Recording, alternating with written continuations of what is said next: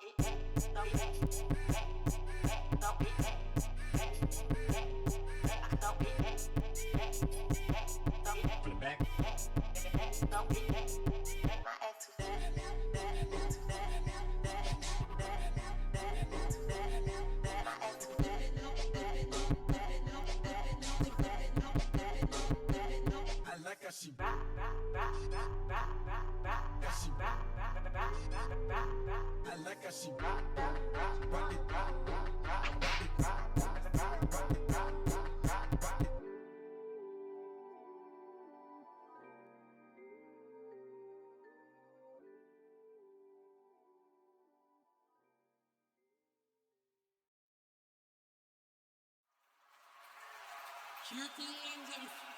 Vtuber. The challengers in the blue corner, Mutant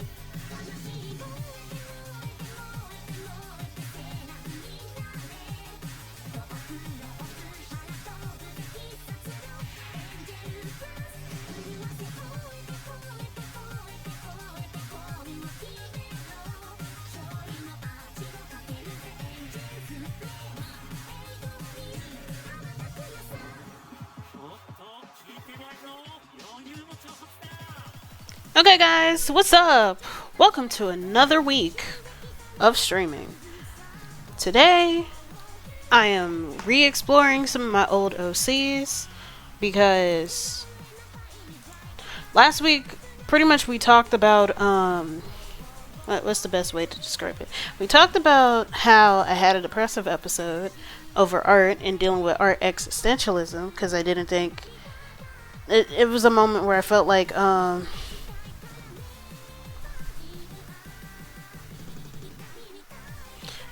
It felt like I was at a point where I felt like my art doesn't matter. Oh, who followed? Thank you for the follow, Captain.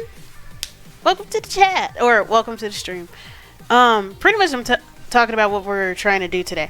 I'm essentially going to explore old OCs in an attempt to like heal my inner artists, because it seems like a necessary journey that artists have to go through on a regular basis. So let's go ahead and get into it. Is this thing open? Yes, the thing is open. But thank you so much for the follow. My name is Jayla Cephidae, and I am a mutant jellyfish who likes to talk smack and draw and sometimes play video games. But particularly how I am trying to heal my inner artists is by going back and looking at old OCs and trying to redesign them. And let's start with this. This is my Hero Academia OC. Because, to be honest, I really wasn't all that into the show. I just liked a couple of characters, and sometimes I would just watch an episode or like read a random manga chapter, because I've been reading shit out of order. I've been spoiled so much that I'm just like, I'm just gonna wait till the leaks come out. It's fine. I have no stake in this. But I would just follow random characters and stuff and have a good time. Because even though I really like some of the character design in My Hero Academia, at the same time the story itself didn't fully capture me. Like, I respect it from a distance, and that's pretty much it. But this is Sachi, because I pretty much like studied Hirokoshi's world building. Well, not world building, but like naming conventions and his sort of design philosophy.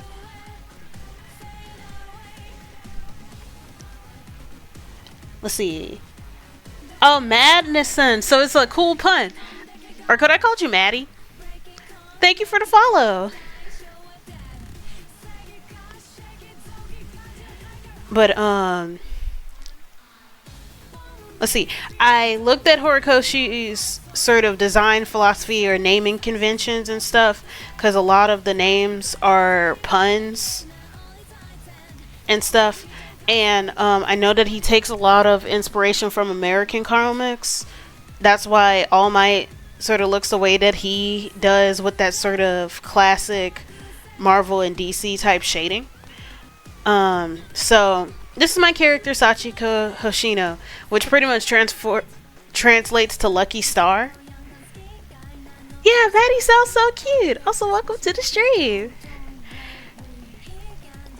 But Sachiko Hoshino pretty much translates to Lucky Star, because I wanted her to have a very 80s theme. And it's also in relation to her superpower. Her hero name is Comet. Oh, thank you. It took a while. Well, not a while, but like it was very difficult trying to design this. I always love learning the process of character design for so many VTubers, because it's just like sometimes it's simple, like people go in knowing what they want, and then other times it's like, who am I? Who am I? With this design, I took heavy inspiration from Ernie and Bernie from Shark Tales, and I think that really helped me come up with like a really clear vision for things.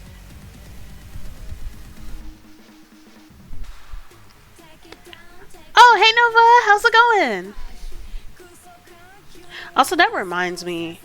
So I just recently started using Mix It Up, and I found that Mix It Up can create alerts. Like, it doesn't necessarily have to be for a raid. Like, you can make a custom alert for a user for when they come in. I gotta make them for all my oofies, because that would be very convenient. You know, it's so funny because like some of my friends were like, "Why you got the bi flag as your palette?" I'm like, "Nigga, I just like these colors." And then I recently came out like a couple of weeks ago, and it's just like, y'all were onto something. I hate y'all. I hate. It's amazing what a good nap can do and make you come to a realization with certain things.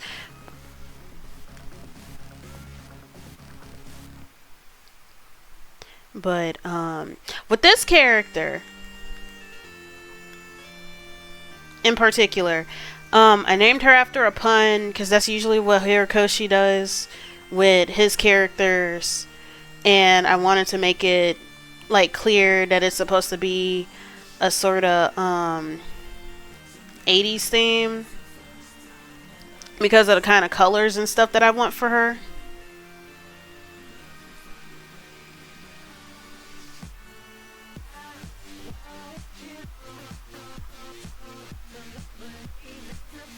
Because I'm basing this character off of Gambit and Jubilee from X-Men. Because those were like two of my favorite characters in the X-Men franchise. Because I love Jubilee, Nightcrawler, Storm, Gambit, and Wolverine. I love them so much. And essentially she has the same ability. Like, she can do kinetic charging.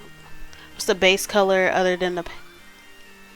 Yeah, those colors work. What's the base color other than the patterns? I'm going to experiment with that. What I want to do is just have a basic shape down. I'm probably going to do something akin to Jubilee's palette, like in this reference that I have right here on the left. because pretty much I want a direct homage, sort of like how Hirikoshi sort of made Hawks as a direct homage to Angel. I can't remember what other characters. Like, I know that Hawks is like a direct homage to Angel from X-Men, but I don't know which other characters are like direct homage to Marvel or DC characters. Because I know that his shading style with doing All Might is very much American comic.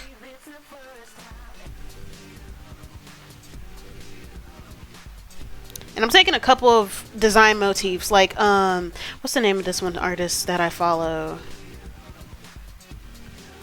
I forgot this person's name, and I like their stuff every day. hold on. I'm gonna find them because I don't want to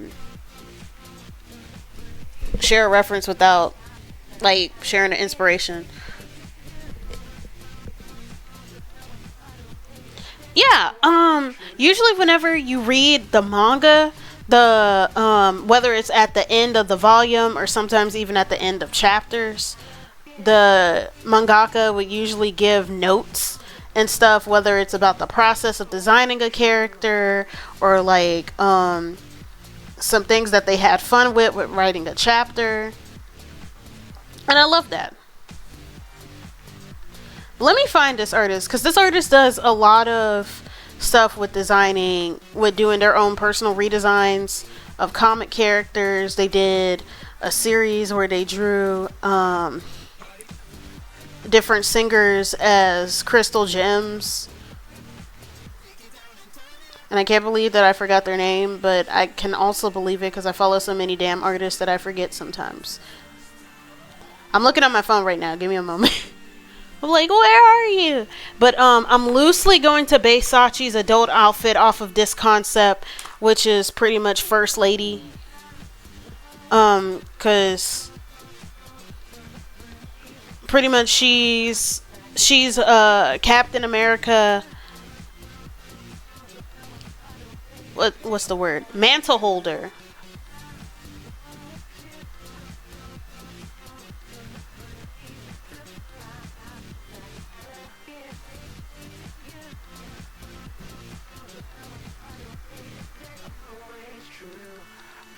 Where is it? Or maybe I could find him on TikTok, because I follow their TikTok. And I don't follow as many people on TikTok, so it'll be easier for me to find it. I'm like, where are you? Give me just a moment.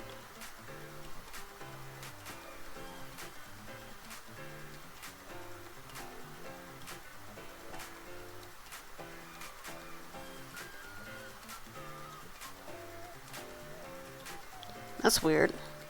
Some of the people that I follow on TikTok got banned. Is it because of the Palestine thing going on? Like, as soon as you share some awareness with that, then they want to be a dick about it. Give me a minute. I'm going to find this page.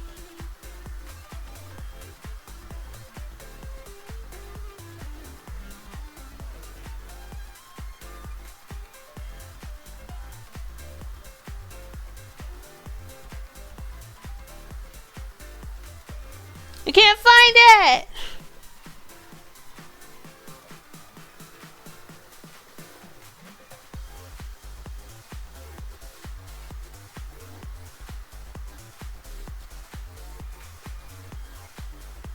I'm gonna find it. I know the exact art. Yup, I want to cry. But you know who I'm talking about. I'll find them and then I'll post like a link. But this was a super soldier concept. First Lady. It was just like, what if we had a Captain America who was like Native American?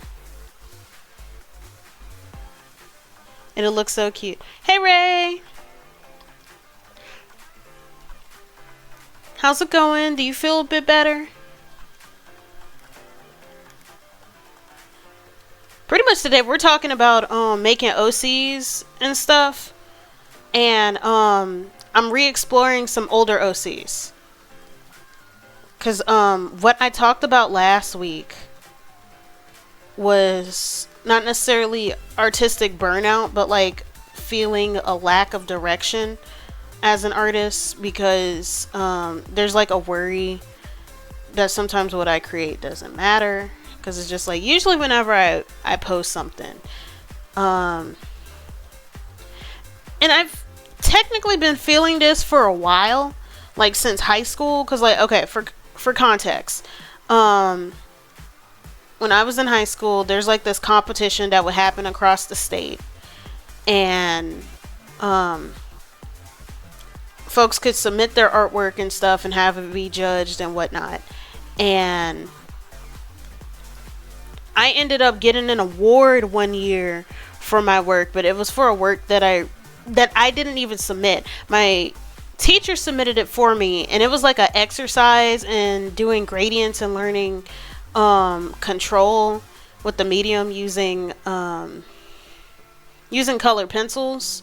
So pretty much you draw a picture and get a ruler and you draw a bunch of lines through it and on the outside, and then on the outside is cool colors and the inside is warm, or vice versa. You have to use gradients within each of the tiny shapes and stuff. And it was just an exercise. Meanwhile, I like submit watercolors or whatever that I was pretty proud of and that I worked pretty hard on, but they didn't even get anything, but yet the watercolor exercise ended up getting an award. And that feeling sort of exasperated being on Twitter. It's not necessarily because like I know that Twitter it incentivizes conversation more than pictures and stuff, which is why artists are having such a hard time. But at the same time, it's just like it takes me 5 seconds to talk shit about something. And with some art pieces, it could take me like 4 to like 17 hours working on something. And yet the thing where I talk shit gets a lot more traction. And it's just like, damn.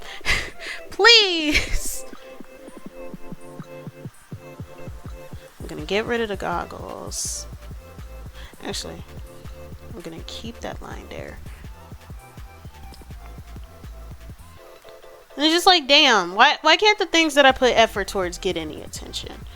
So I sort of went through like an episode with that last week, and I'm just reevaluating things. I pretty much decided that I'm going to create regardless, because like I make art for me before I make art for anybody else. Social media also incentivizes like negativity and anger and stuff too. It's so annoying. Yeah, especially now with Elon being in charge, and then it's almost another election year, so a lot of that is going to pick up as well. Like a lot of the outrage, specifically political outrage, is kind of necessary because of what's going on in the world, but at the same time it's like, damn, I need a bit to breathe, you know, with some things. And that's why I try to take breaks. Like I still spread awareness because these are important issues to talk about, and we are dealing with so much gross stuff with our administration and whatnot. But it's also good to like take time to reflect and breathe with this stuff. Part of the problem, because I'm a hater, but yeah, I do not see any artists other than the same 20 artists, and I follow a few thousand. Okay, so one way to mitigate that, which is stupid that you gotta do all of this shit, but I think it's also convenient somewhat. There's this feature on Twitter called list. So like you make a list and you can like label what kind of list it is, right? And you could put people in there, and that's how you end up seeing them more frequently. And the reason why I say that it's more convenient is because you don't necessarily have to follow somebody to add them to a list. Which is convenient for like if you want to grow on social media and whatnot, because apparently if your following is more than your followers, then that like hurts your traction or whatever. To be honest, I gotta start unfollowing some pages anyways, because like I really just follow them to stay in the know about certain subjects. And then there are like some pages that whose content that I kind of no longer care for.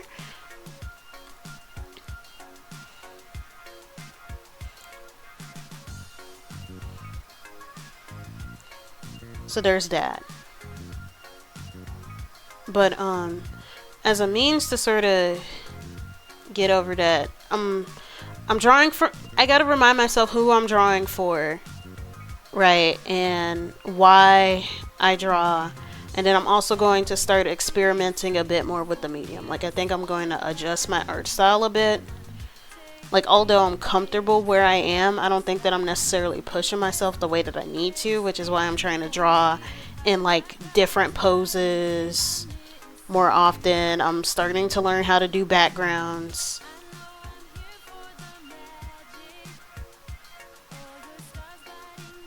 I wonder, Ray, do you think it'd be tacky if there's like a line in the front and the back? Because usually there's like a line in the back when it comes to stockings.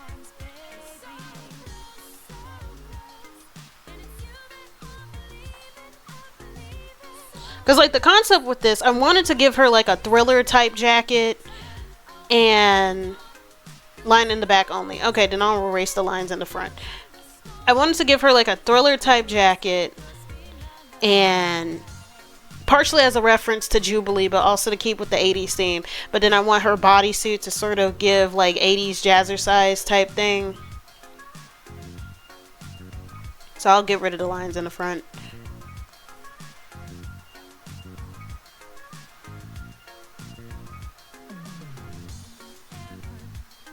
So that's why I had like the high-waisted unitard to give sort of Jane Fonda vibes.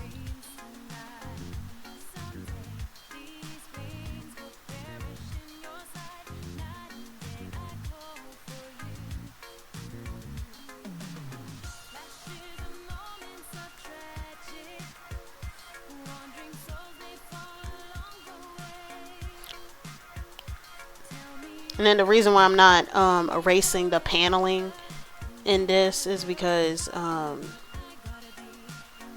want to be able to have a view with the jacket off.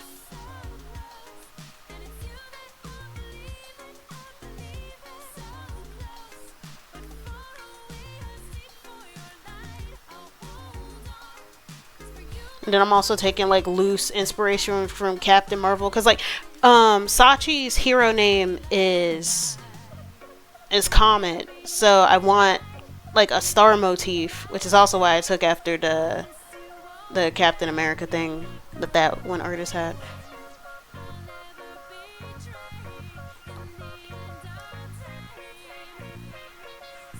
So lots of inspiration going on with this.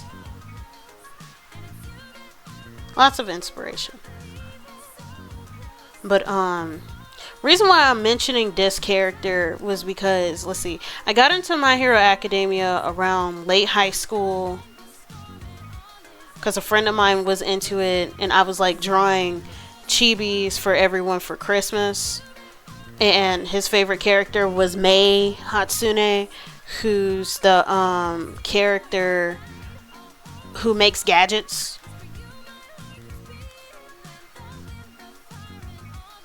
And she's like a support character. Drawing her boots was like really difficult because I'm like, shit, what is this? Not that it was bad or anything, but at the same time, it's just like, damn. Like, I really challenged myself that time. But I ended up getting into it through that, and I learned about this one character named Mirio Togata, also known as Lemillion. Yeah, she was cool. But like, Mirio is my favorite character in that franchise. Like, he is my comfort character. Oh, yeah, I gotta shift these gloves down. Like, I will fight somebody over him.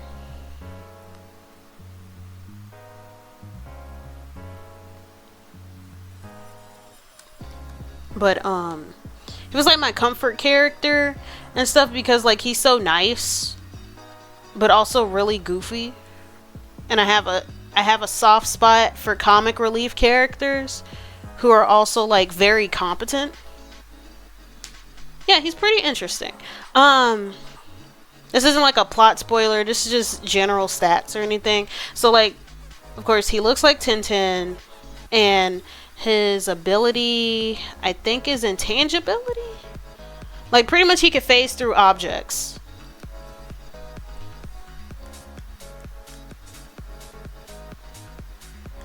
and he's a senior who's a part of this trio called the pretty much just the big three. Like, what else do you call the top three students and stuff? And he also goes to an internship because they give them internship programs early. He's also taking an internship with Night Eye, who was one of All Might's sidekicks and stuff. And Mirio is pretty much just a easygoing big dude who tells puns and stuff. And he's pretty funny. And sometimes he has embarrassing moments because, like I said, his ability is intangibility, and that sometimes ends up being awkward moments where his clothes falls off. So, like, in order to prevent him from going through that during hero work, they use his hair to they used his hair to make his super suit. And that was such an awesome revelation, but also it pissed me off to find out, because I'm like, there are two characters that could benefit from having their hair being used for their super suit. Not the same though, because like Bayonetta, her hair is her outfit, but it's also a weapon, whereas Tagada, so he can still have some clothes on when he phases through objects, because he can't take a physical object with him. It doesn't transfer to whatever he's touching. Like, honestly, when they go into like the materials and stuff for the work that goes into making these superhero outfits, I'm surprised, or maybe I haven't, maybe because I don't really read the series. Yeah. Yes, even air passes through them. I'm surprised that they haven't like introduced a Edna Mode type character for the roster. Now that I think about it. Is there a picture of Sachi somewhere? As you can see, I got a lot of inspiration for this. I try to keep my references down to a minimum though. The Jean guy. Best Jeanist, he's just stylish. He's not a designer. Like, he's not designing the super suits.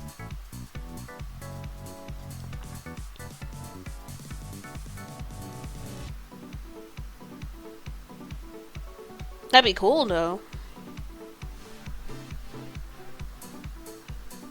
No, I understand, because I don't know everybody. Like, the characters that I'm about to mention, I know Momo, but I can't even remember her hero name. This pink is too damn bright. I'll fix it later. Give me a minute. I'm just doing color planning.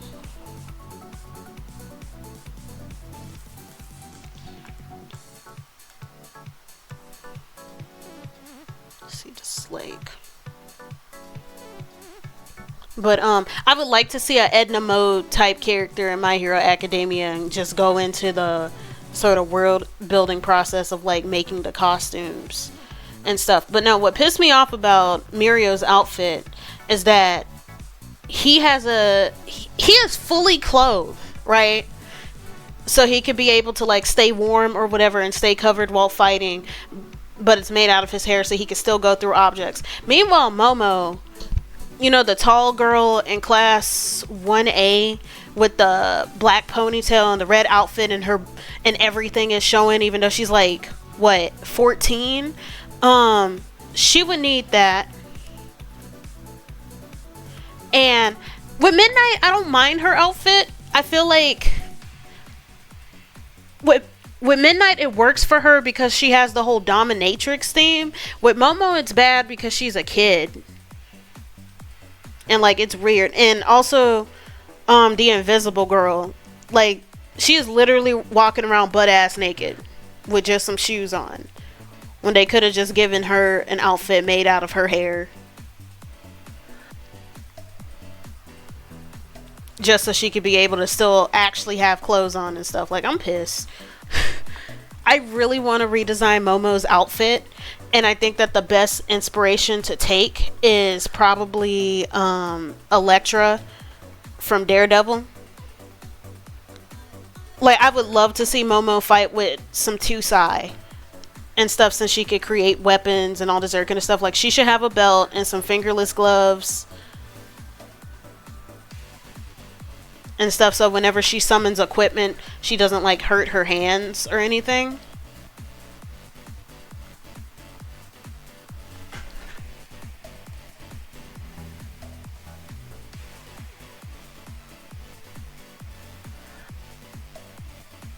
Let me turn off the goggles because I'm trying to do something with the Also, the ad starts in a few seconds. So, I'm just warning y'all. Okay, turn this off. But yeah, it's fine. She's more revealing. I just think the outfit looks silly. I don't mind it. Yeah, it does look a bit silly. But to be honest, most superhero costumes kind of look silly. I would change it up a bit and make it more like latex theme or something, since she has the dominatrix theme. Like, I would like to experiment more with Midnight's looks.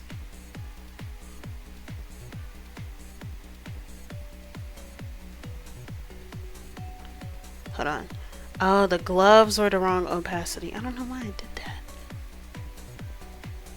That was supposed to be 50 and turned off.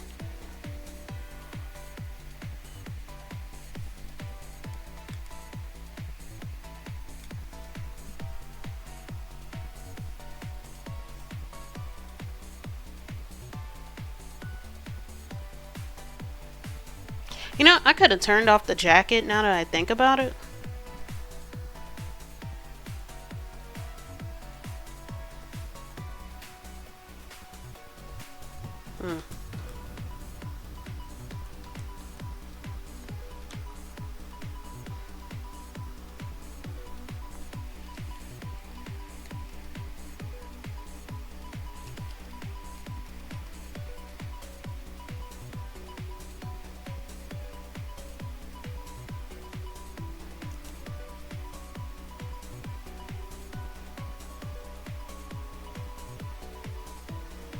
Now that I think about it.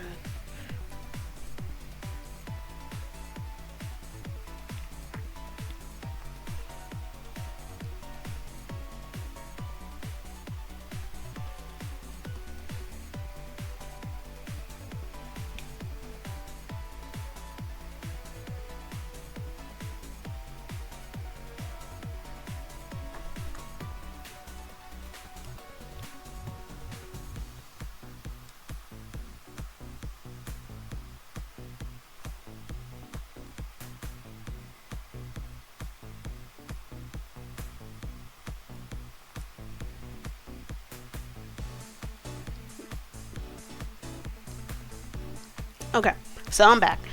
Essentially, but yeah, it does look a bit ridiculous. I would make some readjustments. I would probably take inspiration from Bayonetta, since Bayonetta is heavily inspired by Dom stuff anyways. And I would also like to do redesign. Speaking of redesigns, at some point I am going to get back on the Ruby redesign series, because I just have to adjust some things with my page first, because like I have 2 YouTube channels, right? And the reason why I separated them, because I'm like, oh, some people may just want to come for the art and for the streaming, and do the streaming the other thing, because that's what I did when I first made my VTuber Twitter. I had a VTuber Twitter and an art Twitter and stuff, because I'm like, oh, I'm gonna be a bit more professional on my VTuber Twitter and not ramble as much and talk as much shit and da da da da da da. And then I realized that I was doing the same thing, so I just merged. And the reason why I separated my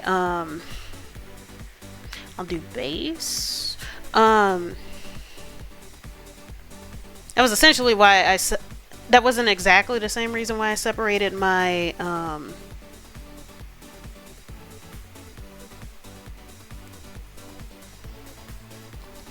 my art YouTube and my other YouTube. This was before YouTube started saving lives and stuff, because I was just like, oh, I want to go live on YouTube, but it's not going to save it.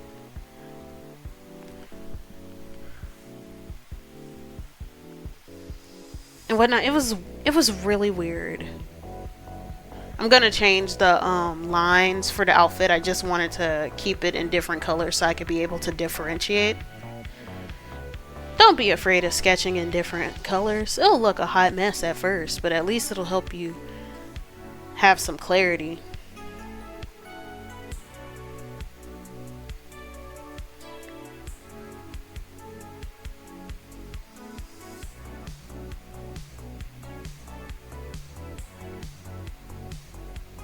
Hold on.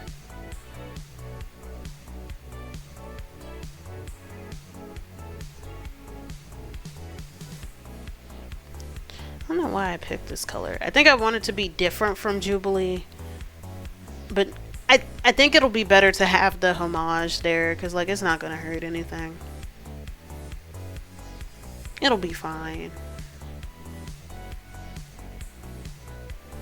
It's just a matter of what colors to use. That's really the thing. That's where it gets a bit difficult. Love you, Ray. Have a good evening. Accents.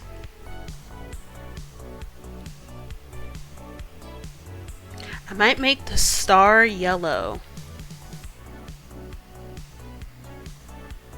I might make the star yellow.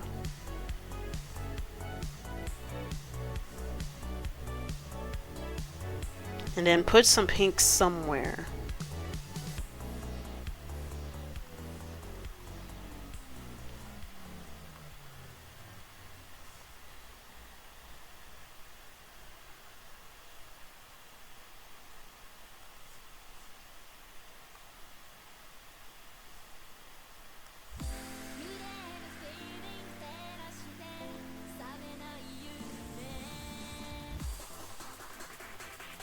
But what was I thinking? I was thinking something.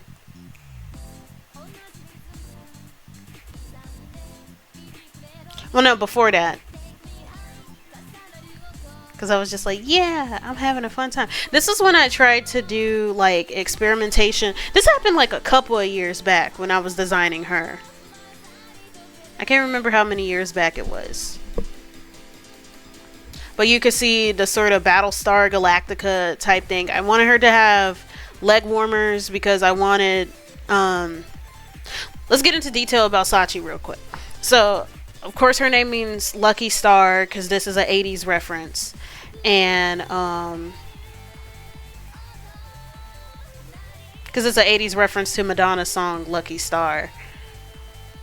And her ability is kinetic charging, meaning that whenever she touches something, she can charge it with enough volatile kinetic energy to make it explode.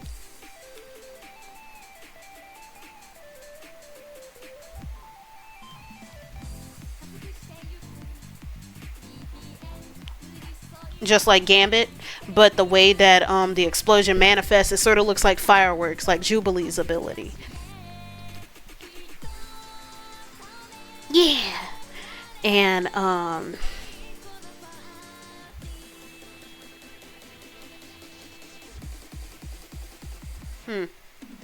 wonder where did I get this part from? Because I did this the other day, but I forgot how I got there.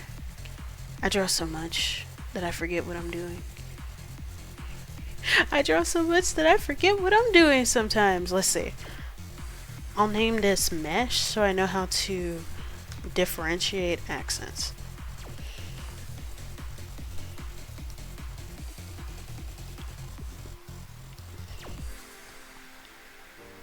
But the reason why I wanted to give her leg warmers was as a Rock Lee reference. Because, you know, he has those giant weights under him in order to train.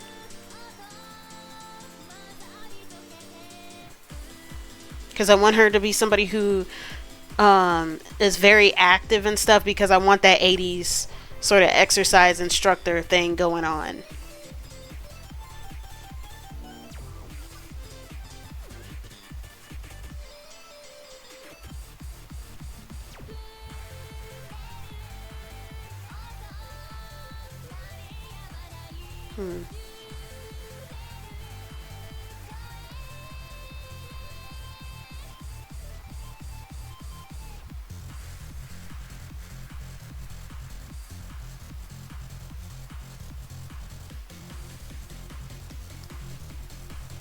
Should I put the mesh on the insides?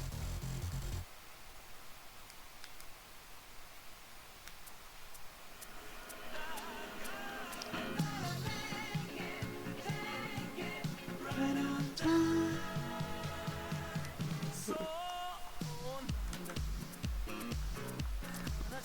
Wrong color. I was just like, no!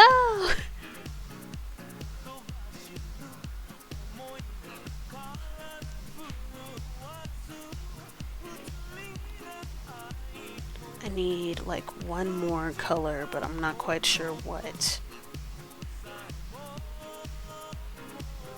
I could use a pink. Yeah, I should use pink.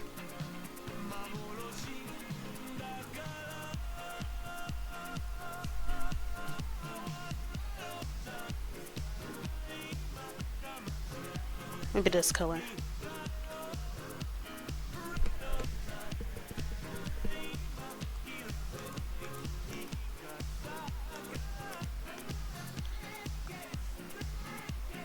Right on time. I'll put the pink on the inside right here. I'll only have the mesh on the outside. Maybe.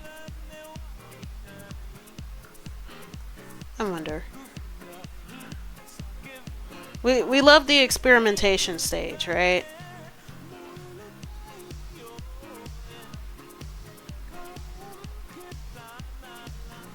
Or maybe make the mesh like a darker gray.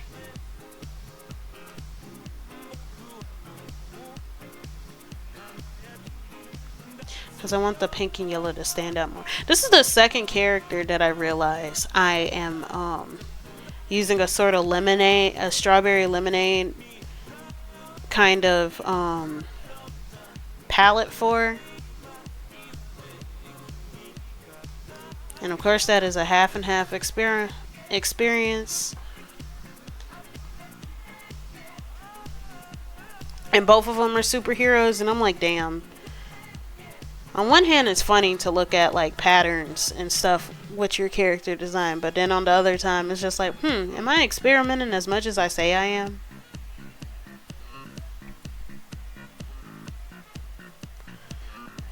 Because like the reason why I ended up using the lemonade one for the other character, my spider Sona, was because I'm like, I noticed that I use a lot of blue, pink, and red in my palette. Well, no, not blue, pink, and red. Blue, purple, and red in my palette. Like last year, if you look at my portfolio, most of what I've drawn was just that.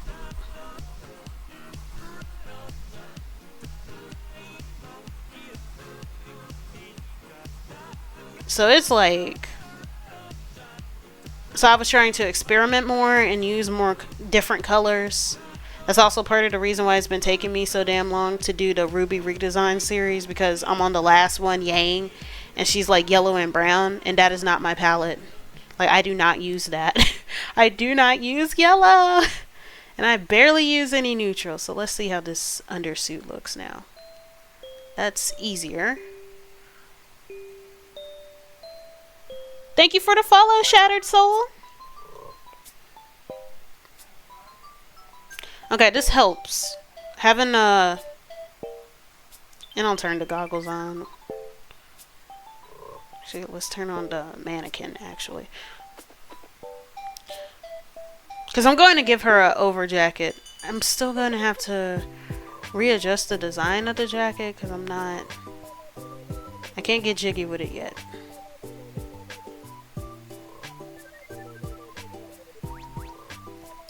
Honestly, let me try some of the older mock-ups that I use. That'll probably help. But no, having both of my superhero characters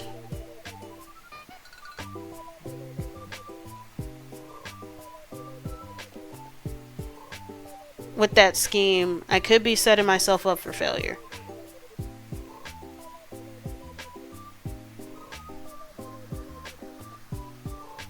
But welcome to chat.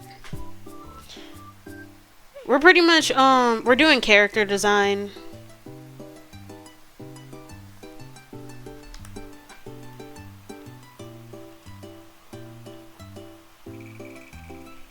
and I'm exploring an old OC.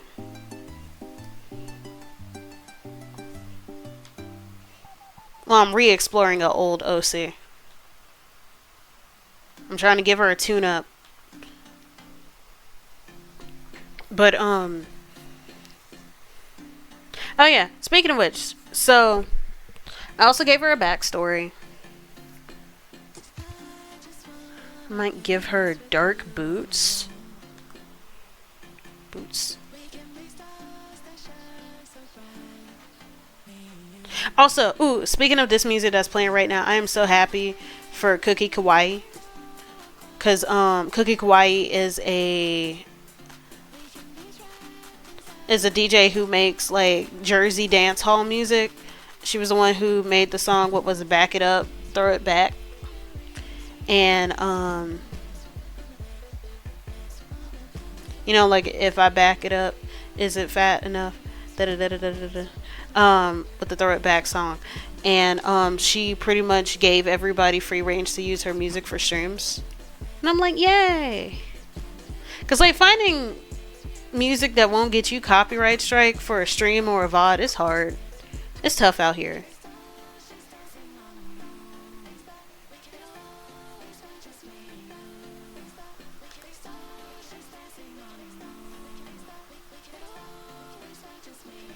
Yeah, I'm gonna change how these how this jacket looks because I don't like the fit of it. I don't like it. I'm like Mr. Horse from Ren and Stimpy. No, sir, I don't like it. Not at all.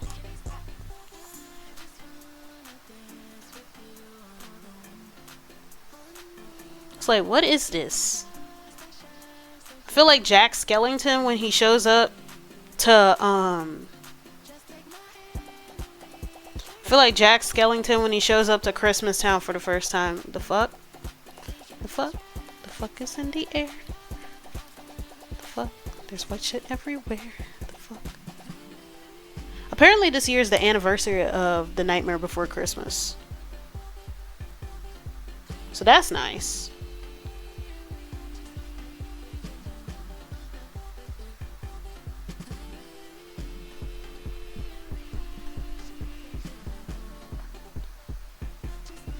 See, I might not do the middle thing because I don't know what the hell I was gonna do it for unless we love experimentation.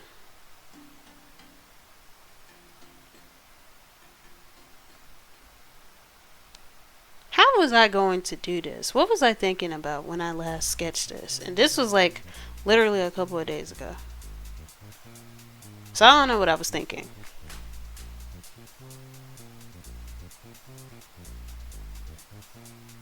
Maybe if I...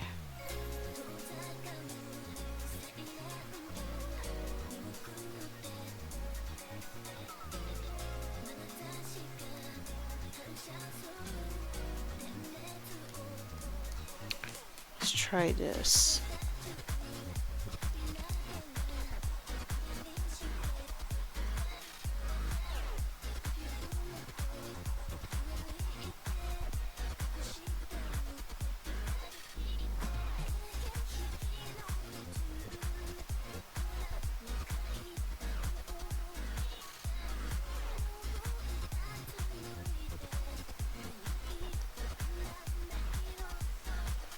Dang it, I drew over the accent part. Actually, instead of erasing that, just put that above the pink layer. Yes, we are smarter than the average bear.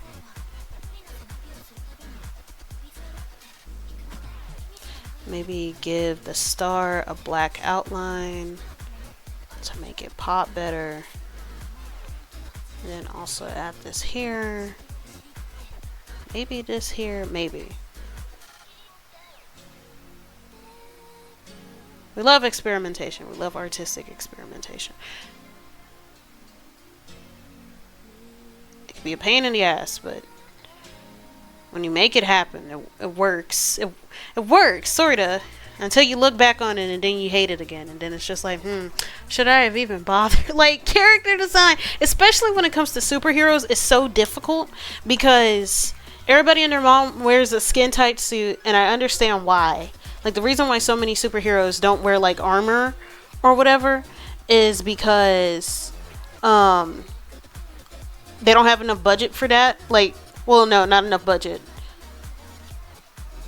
Well, no, they don't have enough budget for that because they don't pay me enough time. I don't even do comics like that, but it's just like, theoretically speaking, if I was working in the comic industry, they would not pay me enough to like be doing raised details and all this other kind of shit. Not to mention, deadlines is also a huge factor. So it's just easier to paint a design on the body, like body paint, because that's pretty much what it is, and just add a couple of wrinkle details here and there. This looks better. I'm gonna change the colors though. Yeah, I'm gonna change the colors because I feel like this pink is a little bit too deep. Especially when it comes to this shade of yellow. Like, I need something a little bit more vibrant. I might color drop from that Jubilee concept art picture and then go from there. But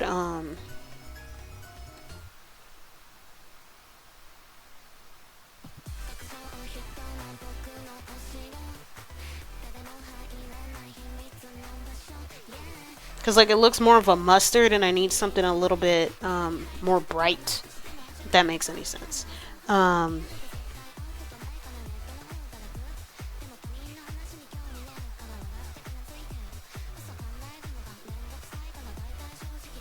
Hey Atlas, how's it going? I heard that you were lost at sea. Did you get home safe?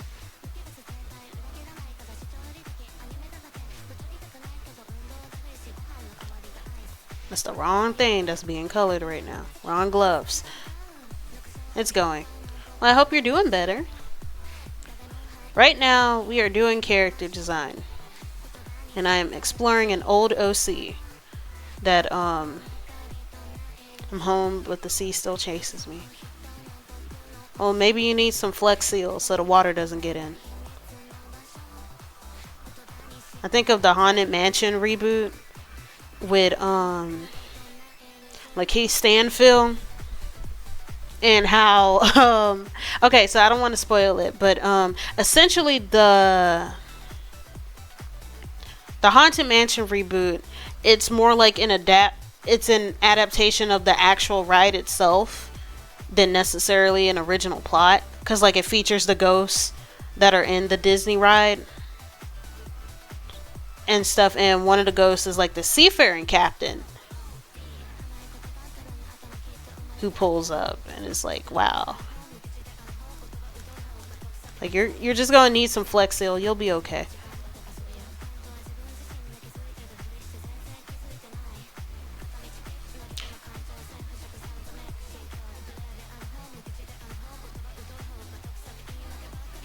But screaming.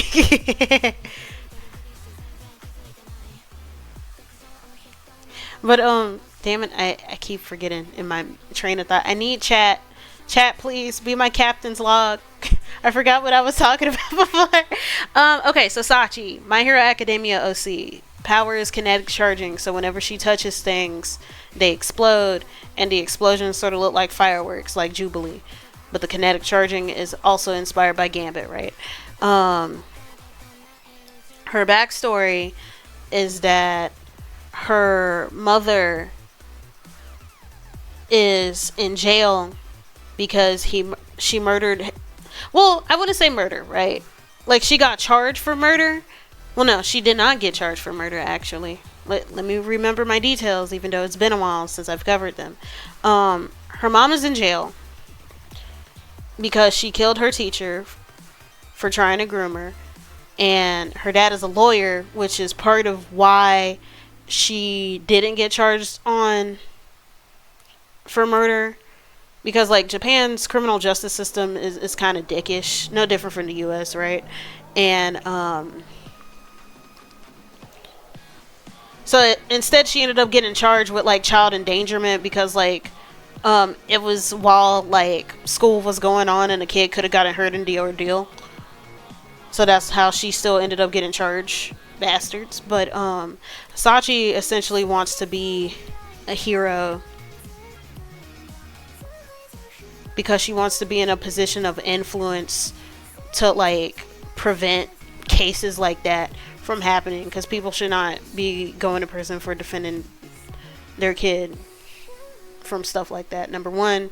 And number two, she also wanted to like prove people wrong, because like as a result of that, she's been sort of prone to fighting and whatnot because of folks making fun of her for her mom going to jail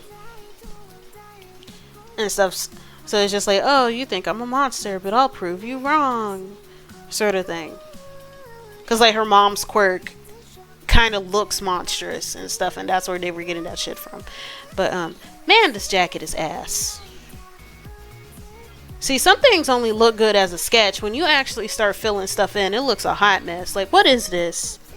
Also, I don't know, but this yellow is giving April O'Neil. Like this specific shade of yellow, maybe because of the colors that it's paired with. Yeah, it's definitely a Jubilee jacket. I might actually take a look at Michael Jackson's jacket and use like the shape.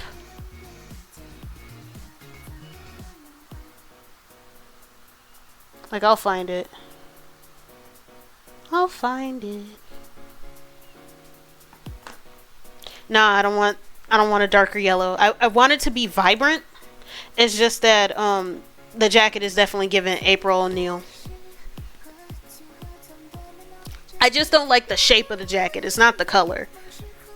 Like the way that it frames her body is kind of ass. I could do better. I believe in myself. I'm like,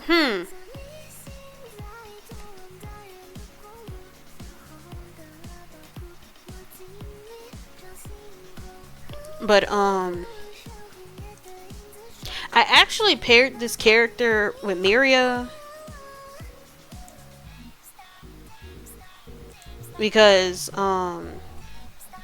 like Mirio became my favorite character in the franchise when I was in high school, and he was pretty much my comfort character, especially with what he does in later episodes. Like, he's just a very kind person, and I also like competent character relief, because like I like a character who's funny but can still get stuff done. Like Johnny Cage is my favorite Mortal Kombat character, or at least one of my favorites, because of that very reason. I need a really good reference picture of Michael Jackson's Thriller jacket. I like the I'm not going to use it one-to-one because, like, to be honest, it kind of looks like a marching band jacket, but, like, more urban when it's closed. That's interesting. I'm looking up references in another tab.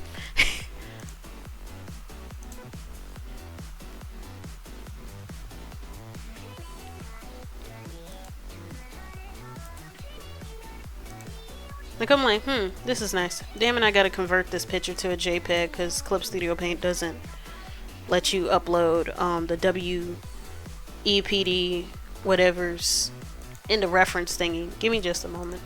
But pretty much I paired this character with Mirio because, like, a lot of my self-inserts, I use self-insert loosely, right? Because, like, usually whenever somebody makes a self-insert, they, like, look like them. And mine don't necessarily look like me all the time. They may share some features. They're more so a self-insert because they act like me, or they, like, represent a specific part of me. Not necessarily because of, And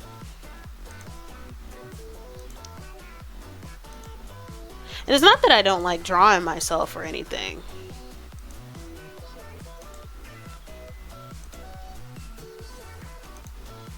Because, like, my VTuber model is based off of me. Like, well, most VTubers are based off of them. But you know how some people, they're just playing a character or whatever, so it doesn't have to look like them. And it's just a puppet, and that's also fine. But no. You're gonna head back to the seas. Have a good evening.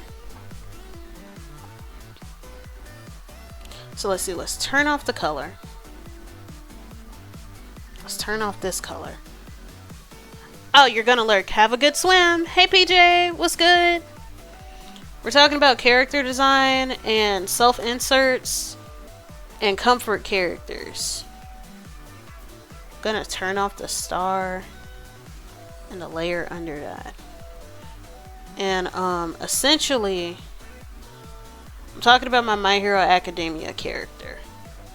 Actually, I'm gonna turn all of these layers off under because it's gonna be hard to see with this jacket otherwise.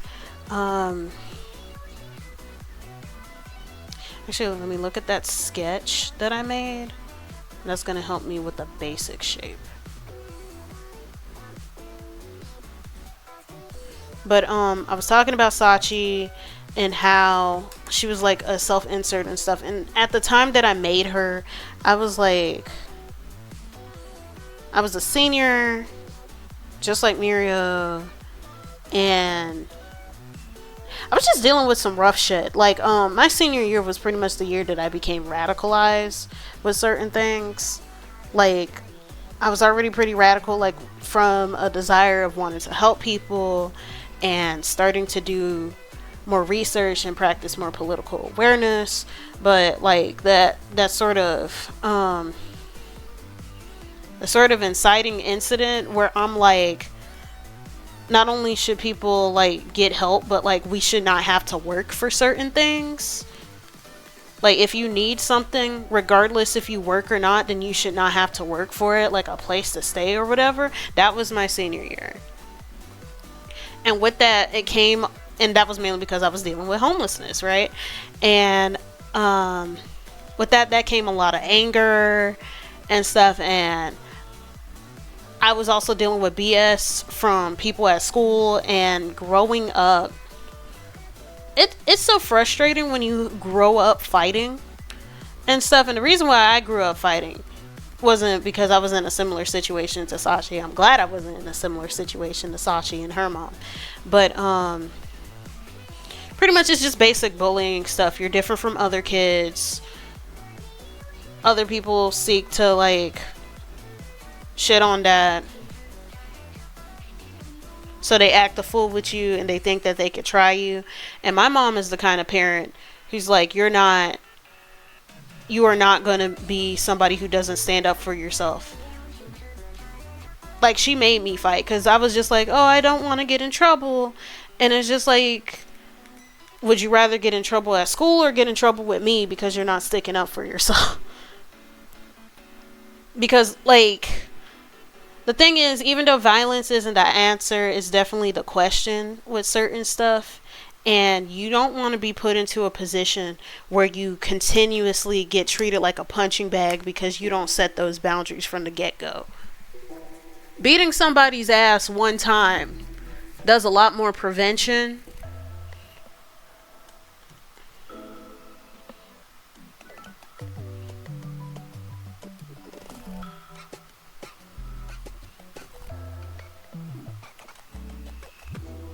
It is a lot more prevention, right?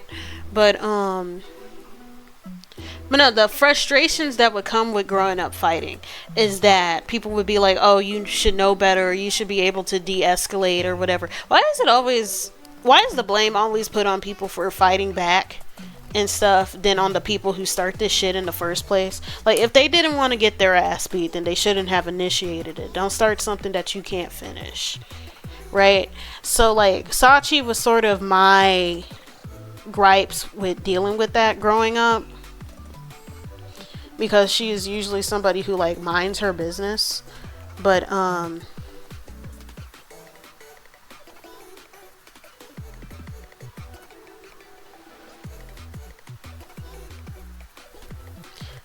trying to think.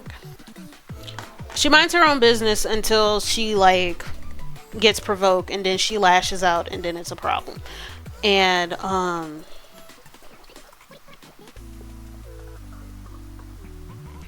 and the way that her sort of dynamic with Mirio is sort of like the black cat and golden retriever dynamic. because like she's sort of reclusive due to all of those years of being on the edge with things, and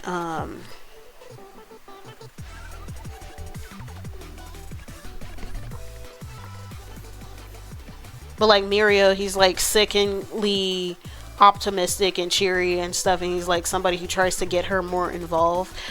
She and I also found out that like Mirio's friends, specifically Tamaki and Nejire, they're actually in the other class. Like he's in the current run, like what's going on right now, right? He's in class 3A while they're in class 3B.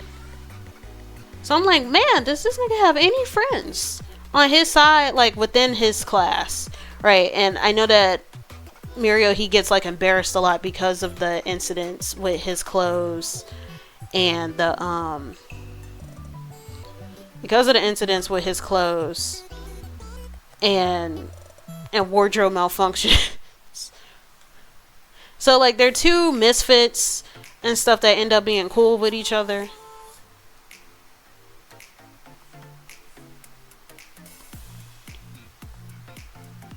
Yeah, I love this shade so much better. Because the other one, it's a little bit more of a mustard, and I don't want that.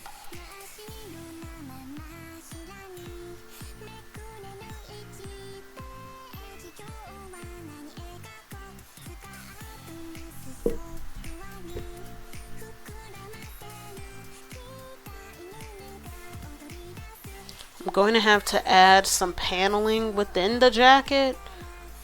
Because I don't want it to be too simple. I could add the same stripes and stuff that Michael Jackson has, but I don't want it to give direct nod to Michael Jackson. That's the one issue. Wait, hold on. Let me look up Powerline from the Goofy movie.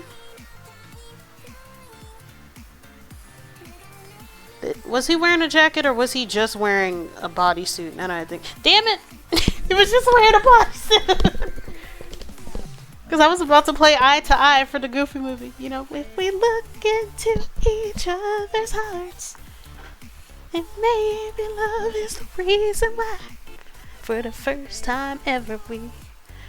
Something. I can't remember all the lyrics, but I know it's the Eye to Eye. Dun, dun, dun, dun. I remember going to Disney World and seeing somebody wearing a Powerline t-shirt, and I was so happy. Oh, I understand why Disney adults be Disney adulting, because holy shit. I'll try paneling. Cause aside from Disney being high as hell, it is fun. Right? Especially if you're around the right people. If you're around shitty people while doing Disney stuff, then it's a pain. I'm gonna put a star on the back of her jacket. She kind of looks like a bumblebee.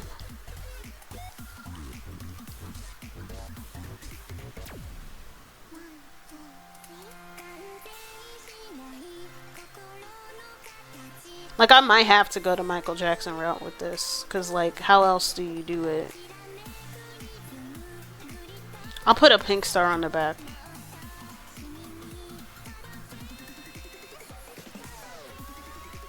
I'm definitely not going to give it the same closure, though. Because I kind of don't like it like that. Like, when it's closed all the way, it looks like a marching band jacket. And although that's not bad, that is bad for what I am going for right now.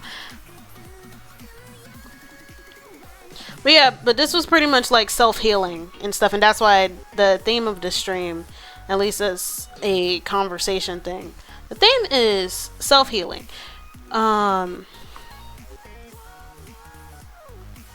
Because like I have to heal my inner artist, and I'm like, maybe a good start is like re-exploring old concepts and seeing how much I've grown and seeing how I can develop from there and stuff. Because like I need people to realize, because people on both sides of the argument when it comes to self-inserts can be a little bit frustrating. I think that when it comes to self-inserts, they're not bad inherently.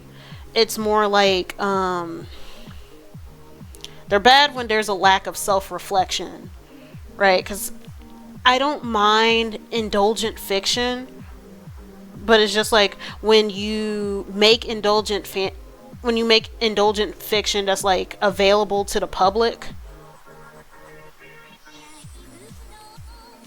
When you make indulgent fiction that's available to the public,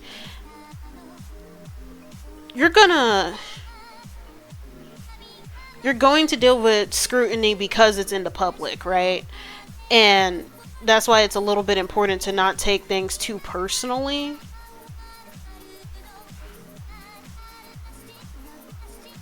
Because even though this thing is a part of you, like it's still a piece of media to be consumed and deal with that, right?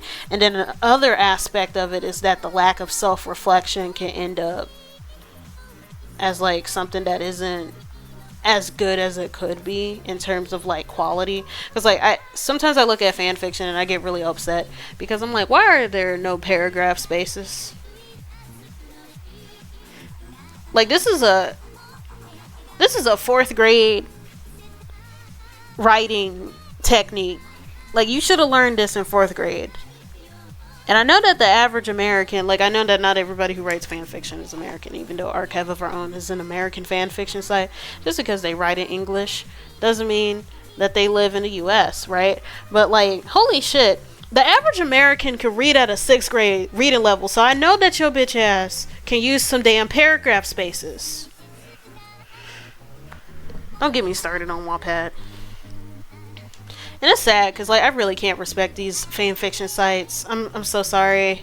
And it's not even just necessarily the content there, even though the content does play a huge role into it, but like the lack of moderation with some stuff, like some of the heinous crap that gets allowed, especially on Archive of Our Own. I've gone on rants about that before because like I don't like Archive of Our Own's uninhibited free speech policy, because it always having uninhibited free speech always signals the worst kinds of people. And you should be caring about making a safe space for marginalized people than letting people express whatever the fuck that they want. Like free speech shouldn't mean free of consequences with some things, and you can't advertise yourself as a safe space for fandom and then your website is literally shadow banned in Germany because of the kind of content that it allows. Like, be so serious. I remember when a terrorist group ended up hacking into the website. Did y'all ever hear about that? God, yeah, it's so upsetting that they have a great tagging system and the quality overall tends to be better. But then, what in the hell you mean in real life legal stuff with RPF lemon is okay? Yeah.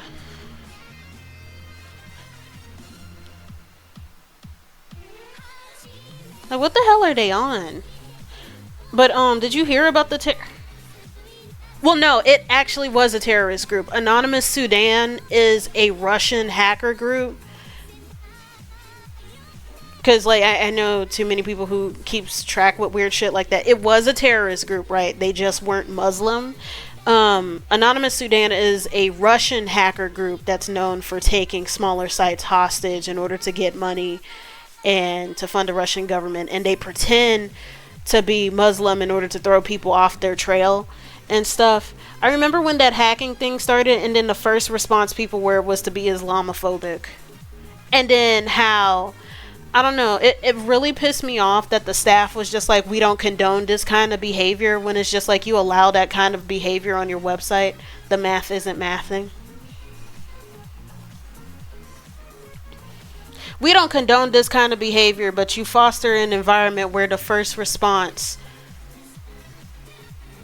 to the site being hacked by alleged Muslims was Islamophobia. Be so serious. But no, Anonymous Sudan is actually that kind of organization. By that kind, I mean terroristic. They're just Russian, though.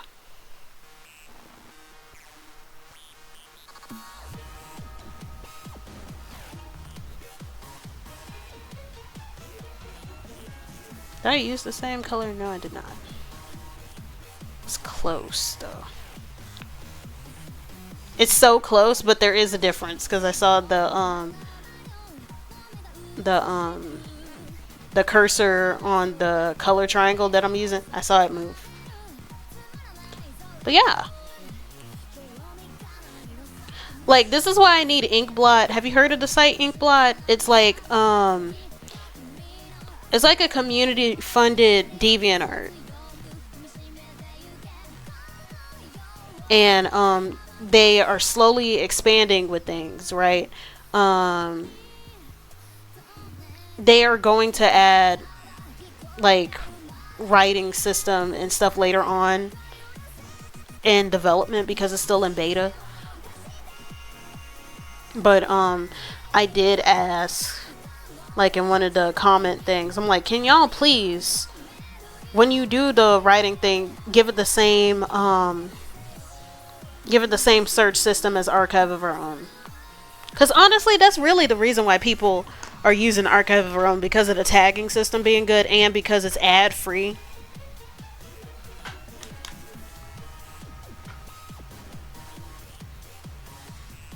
But aside from that, to me, it's not really worth anything because of the kind of heinous stuff that it allows. I like Inkblot's moderation system because they don't allow NSFW real person fiction. They don't allow lolicon stuff because to me that's gross. I don't respect it. I don't respect it because it always signals the worst kinds of people, and I dislike media that like fetishizes youth, because like, not just from a moral perspective, but I find it really pathetic because like, I don't know, I don't put youth on a pedestal, and I don't try to, even though I'm re-exploring stuff that I've made in high school and when I was younger and stuff, it's not because I'm trying to cling on to what was lost. It's more like a self-reflection thing, and I wish that there was a lot more adult fiction that like tries to renew that sense of adventure and whatnot, because that's really why a lot of people tend to, not necessarily with the lolicon content, but I'm talking about a general thing, how a lot of people cling to nostalgia and stuff because adulthood is so shit. And I just wish that it's why shows like Close Enough was so successful, because yeah, why is everything about high school? Like, why can't you go to college, nigga? Like, go to college. So many adults talk about how college was the best time of their life, so it's just like, why not put that into fiction and do something different? And it's just like, well, adulthood sucks, and I'm like, yeah, but this is a fictional world. You can't make adulthood anything remotely interesting in fiction? Are you that uncreative? Do you not respect yourself? Do better.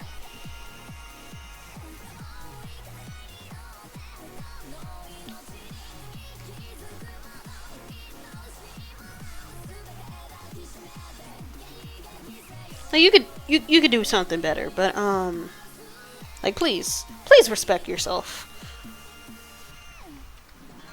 That's part of the reason why, too, of the comics that I'm working on, like, I keep talking about these damn comics, but I swear I'm working on them. It's just everything is in development hell, partially due to my schedule, right?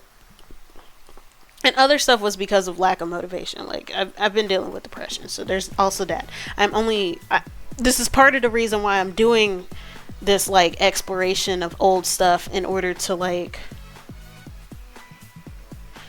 to get back into something that really made me happy to do and made me experiment with. And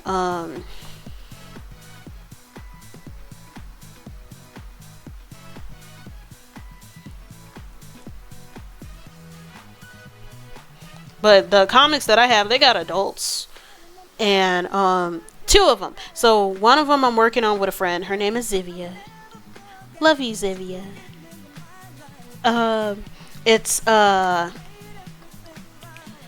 horror action romance with some noir elements. And okay, how did I color this last time? I did the color base. I turned off the jackets.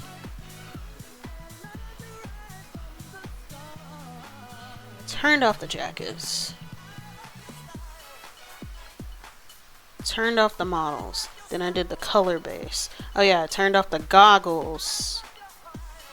I'm trying to remember the same procedure so I don't like mess up the color base thing and have to erase anything, right? So there's that.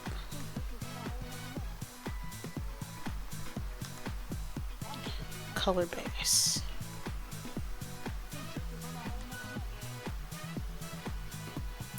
I should draw the legs real quick.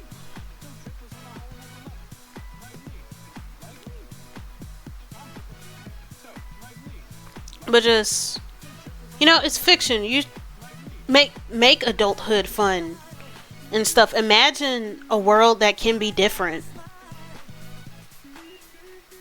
Like, it's so sad that there are so many people who like do creative writing or they do like creative outlets and stuff, and yet they somehow are still very unoriginal or uncreative because they're like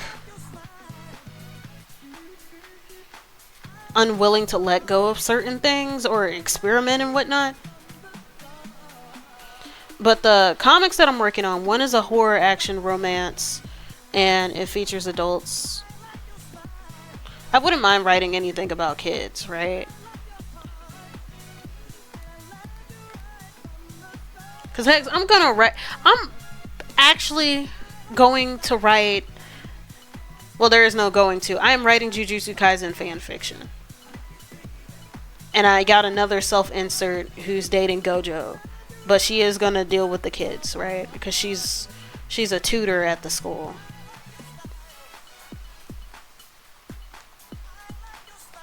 So the kids are going to be involved. But it's just like, I need more people who write grown stuff. And I also need more grown stuff to be like mainstream. Because part of my issue, like, people are like, oh, I'm so tired of high school media and stuff. And it's just like, all you read is shonen and shoujo. Those are made and marketed to kids, right? You want grown people stuff, then read seinen and josei.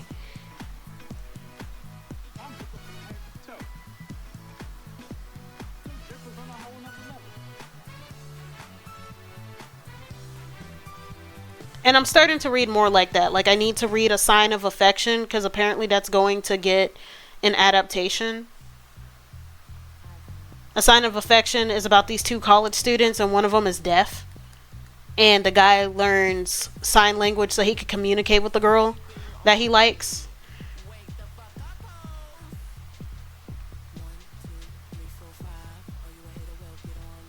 And I'm also trying to read more shoujo anyways because I feel like I don't really have a good foundation. I really don't have a good foundation with anime in general because like I was all over the place. Like, you know how people had like a specific phase and stuff when it comes to shonen or shoujo and stuff? I was flitting all over the place. I was watching Hellgirl. I was watching Cardcaptor Sakura. I was watching Hellsing Ultimate.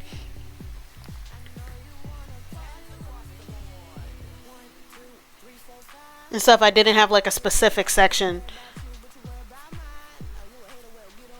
And a lot of some of the mainstream stuff that was transformative for people, I either didn't have access to it or I just didn't like it. Like, I was not an Oran girl. I did not care for Oran. Good for Haruhi and them. But I could not get jiggy with it. I like Karakono though, also known as His and Her Circumstances, but then I keep forgetting to finish it. I literally bought it on Amazon just so I could finish it, right? I have not picked that shit up. I haven't. I need to be better. I need to do better. I'm gonna finish it because, like, it's good. I'm going to try to rewatch Vanitas. I'm going to get into Devil's Lion because, like, I watched the first couple of episodes and I like it, but then life happens. And because life happens, you don't remember to finish things. Like, I'm glad that when I started Peaky Blinders, I was able to finish that shit. I binge watched, what was it? Mononoke. And even though the first couple of episodes were hard to do because I'm like, why are they using blackface for the character design? Mononoke got me fucked up. A lot of animes got me fucked up with the way that they draw black people, because I know that they took inspiration from minstrel shows, but it's like it still shouldn't have been a thing. This is what happens when you don't make a country pay reparations for what they did in World War II. They get away with too much shit. But I'm so saying my favorite anime growing up were like everything from Dragon Ball to Gunslinger Girl to BRS to Elfen Lied, and it's kind of all over. Yep, we had that kind of childhood. But no, like if you could get past the first couple of episodes with how uncomfortable the designs were of some of those characters, then you'll be fine. And it's so weird because like they got darker skinned characters later on in the show and they look better. Maybe they got feedback and decided to change things. Maybe. I wonder. And then apparently Mononoke is getting a movie that's coming out next year. I would love to see that because I really like the art style for it.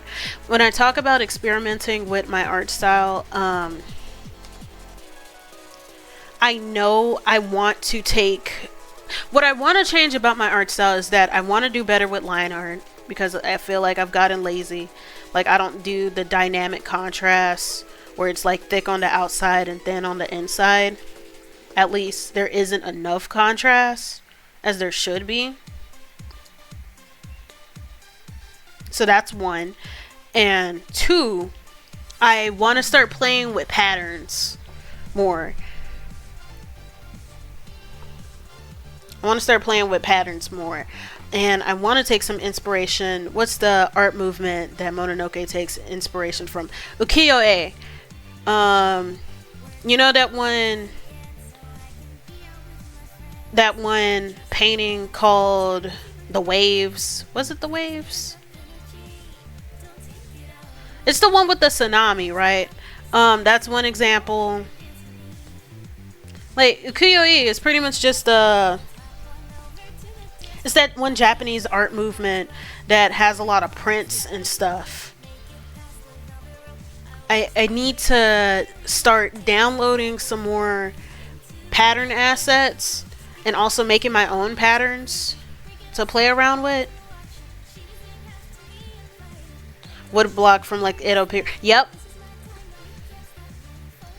Okay, what I need to make is a swatch.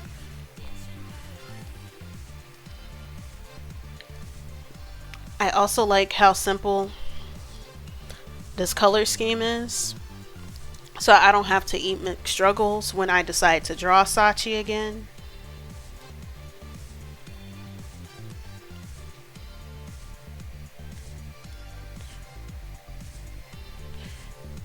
I'm also going to look to like impressionist movements and stuff. What kind of inspired me to like shift my art to that? I've always loved stuff with patterns in it. Because I like the vibrancy of it. Like my favorite cartoon of all time growing up is Chowder. Because I love the moving pattern thing that they did.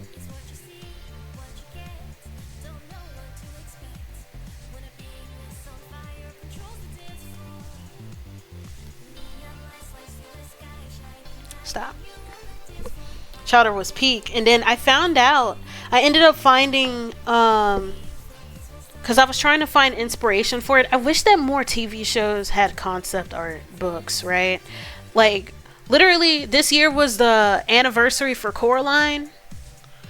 And they finally, they don't have an official art book, but they ended up posting sketches and stuff that were archived in the Leica vault. I think it was Leica that produced Coraline. Hey Volwash, thank you for the follow.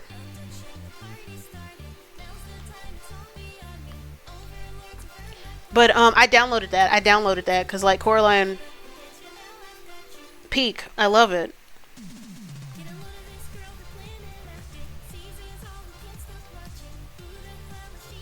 But I forgot what I was talking about again. I got so excited talking about Chowder. Oh yeah, Chowder. I want to experiment with prints and stuff.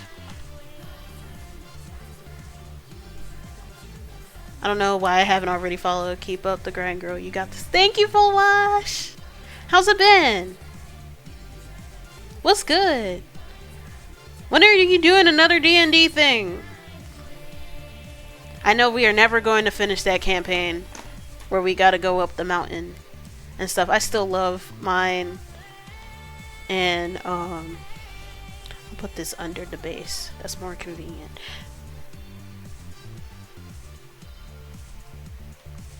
This is better. This is better. This is coming up. This is coming together. It's something. Still working on my SCP campaign. Oh yeah! I still think of the Tupac tapes. Shout out Tupac. He's the best SCP there is. I would like to make a SCP.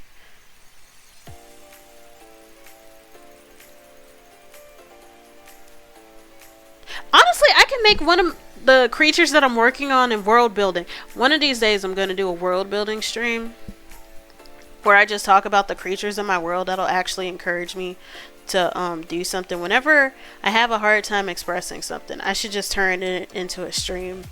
That'll incentivize me to do it more. Because, like, I kept forgetting to organize my assets in Clip Studio Paint until I turned it into a stream and it actually made me do it. I'm going to have to do another stream of that, though, because I did not finish and I have not picked it up since that stream. I'm cheating the system, though.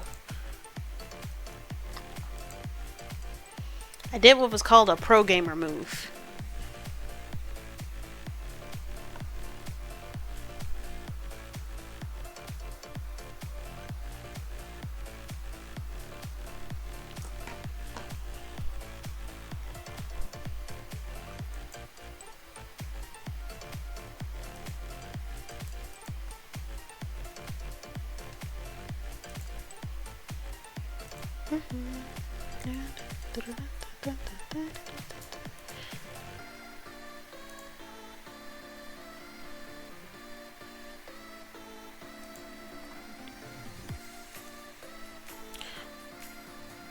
Let me take off her jacket and bow fuse.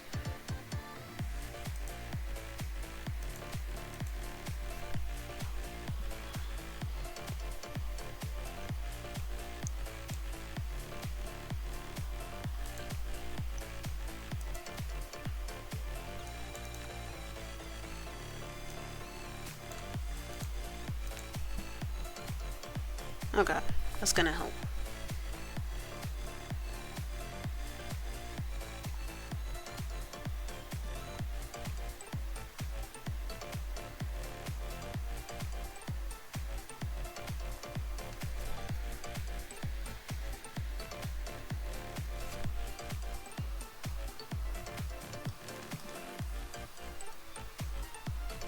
Okay, welcome back, guys. Also, yes, I love world building so much. Actually, there's one thing that I should try talking about. When I talked about using art to self-reflect or to imagine a better world, that was pretty much my other comic idea. Because, talking about that one thing, when I talked about the art competition and the lack of self-confidence that sort of came from that, because it's just like, damn, why can't the thing that I put in effort get any recognition? In addition to that, right? Okay, so pretty much most of what I did in high school was fan art, which isn't necessarily bad. Because there's always this debate of whether or not you should have fan art in your portfolio and stuff. The quick answer to that is it depends, right? Fan art isn't inherently bad when putting in your portfolio, especially if you have a specific studio to work with in mind. It's actually recommended to have fan art of the studio that you're trying to apply to. It's just how you do it, right?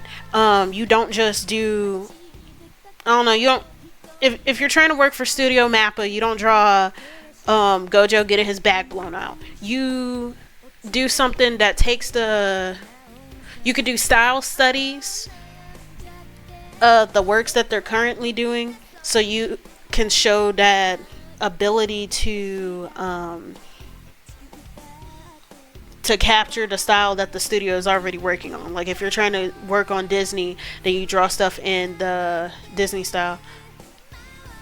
I know a lot about that. Yes. I'm not gonna deny that. I'm literally writing a story about that. Wait, you know what I should do?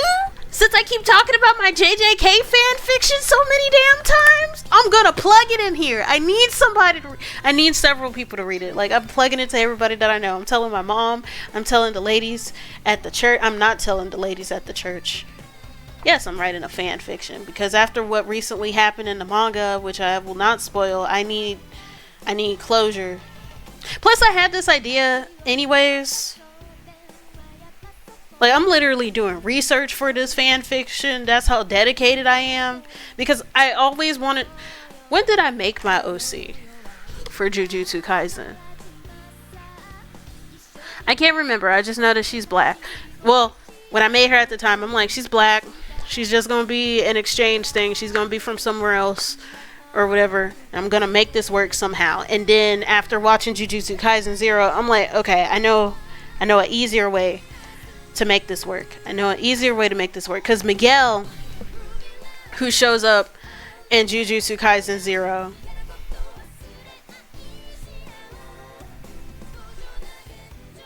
yes, I am plugging my fanfic in here, and I'm gonna pin it because it's my you do not have to read it. Do not think that this is a requirement. I'm only gonna have this pinned for like 20 minutes. But like, I'm so serious. Please, please read my fanfic. I've worked hard on it. I'm working hard on it now. I'm trying to do chapter 3. It's gonna be a fight scene, and fight scenes are hard. Pray for me. But to give context, right? Jujutsu Kaisen 0 is the prequel to the main storyline of Jujutsu Kaisen, because with most manga series, they really don't start with a 100% concrete idea for the thing. A lot of mangakas end up in the industry by entering story contests. So usually the prequel is just a pitch or a pilot for it. But the prequel is canon for Jujutsu Kaisen specifically. And there's this one character named Miguel who's from Kenya. And he's like literally the MVP. Because he gets into a fight with Gojo. And he lasts 15 minutes against the guy, and he lives. Because if anybody knows anything about Gojo, that dude is OP. And asking somebody to go against him for any amount of time is practically a death sentence. But because of black excellence, Miguel lived. He lived. So pretty much, my character, I'm gonna draw her someday, because I'm actually going to do a lot of Jujutsu Kaisen fan art by the end of the year, right? Partially to cope with recent happenings in both the manga and the anime. Rest in peace. Holy crap. I'm not going to spoil it. I want to rant about it, but I'm not. Just know that I'm pissed off on so many different levels. And part of the reasons why I'm not entirely mad about what happened to one character is because of a theory based off of Buddhism, because the manga makes so many Buddhist and Hindi references. Yeah, it's so perfect for working out. I love what are the songs in the soundtrack that I love the most? I like Your Battle Is My Battle.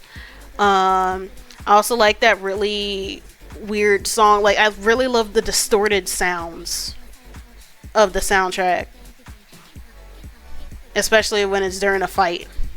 Especially whenever there's sometimes when it makes like these weird gurgling sounds, or there's like the throat singing and stuff, because I have a strong association with the ominous throat singing and like Japanese occult stuff due to when I was playing Muramasa the Demon Blade. I do not know how to draw shoes from the back unless they're heels. Please, God. I just want to have a good day. I just want to get better at drawing feet. Why is drawing feet so damn hard? I feel like when Clip Studio Paint decides to make it where you could like spread the... Now that I think about it, can you spread the toes open? Like, can you change the positions of the toes with the 3D model? Because the foot fetish artist would be OP. No, they're just one unit. Damn it, I should be able to move the toes individually. This is slavery. So anyways, the talon.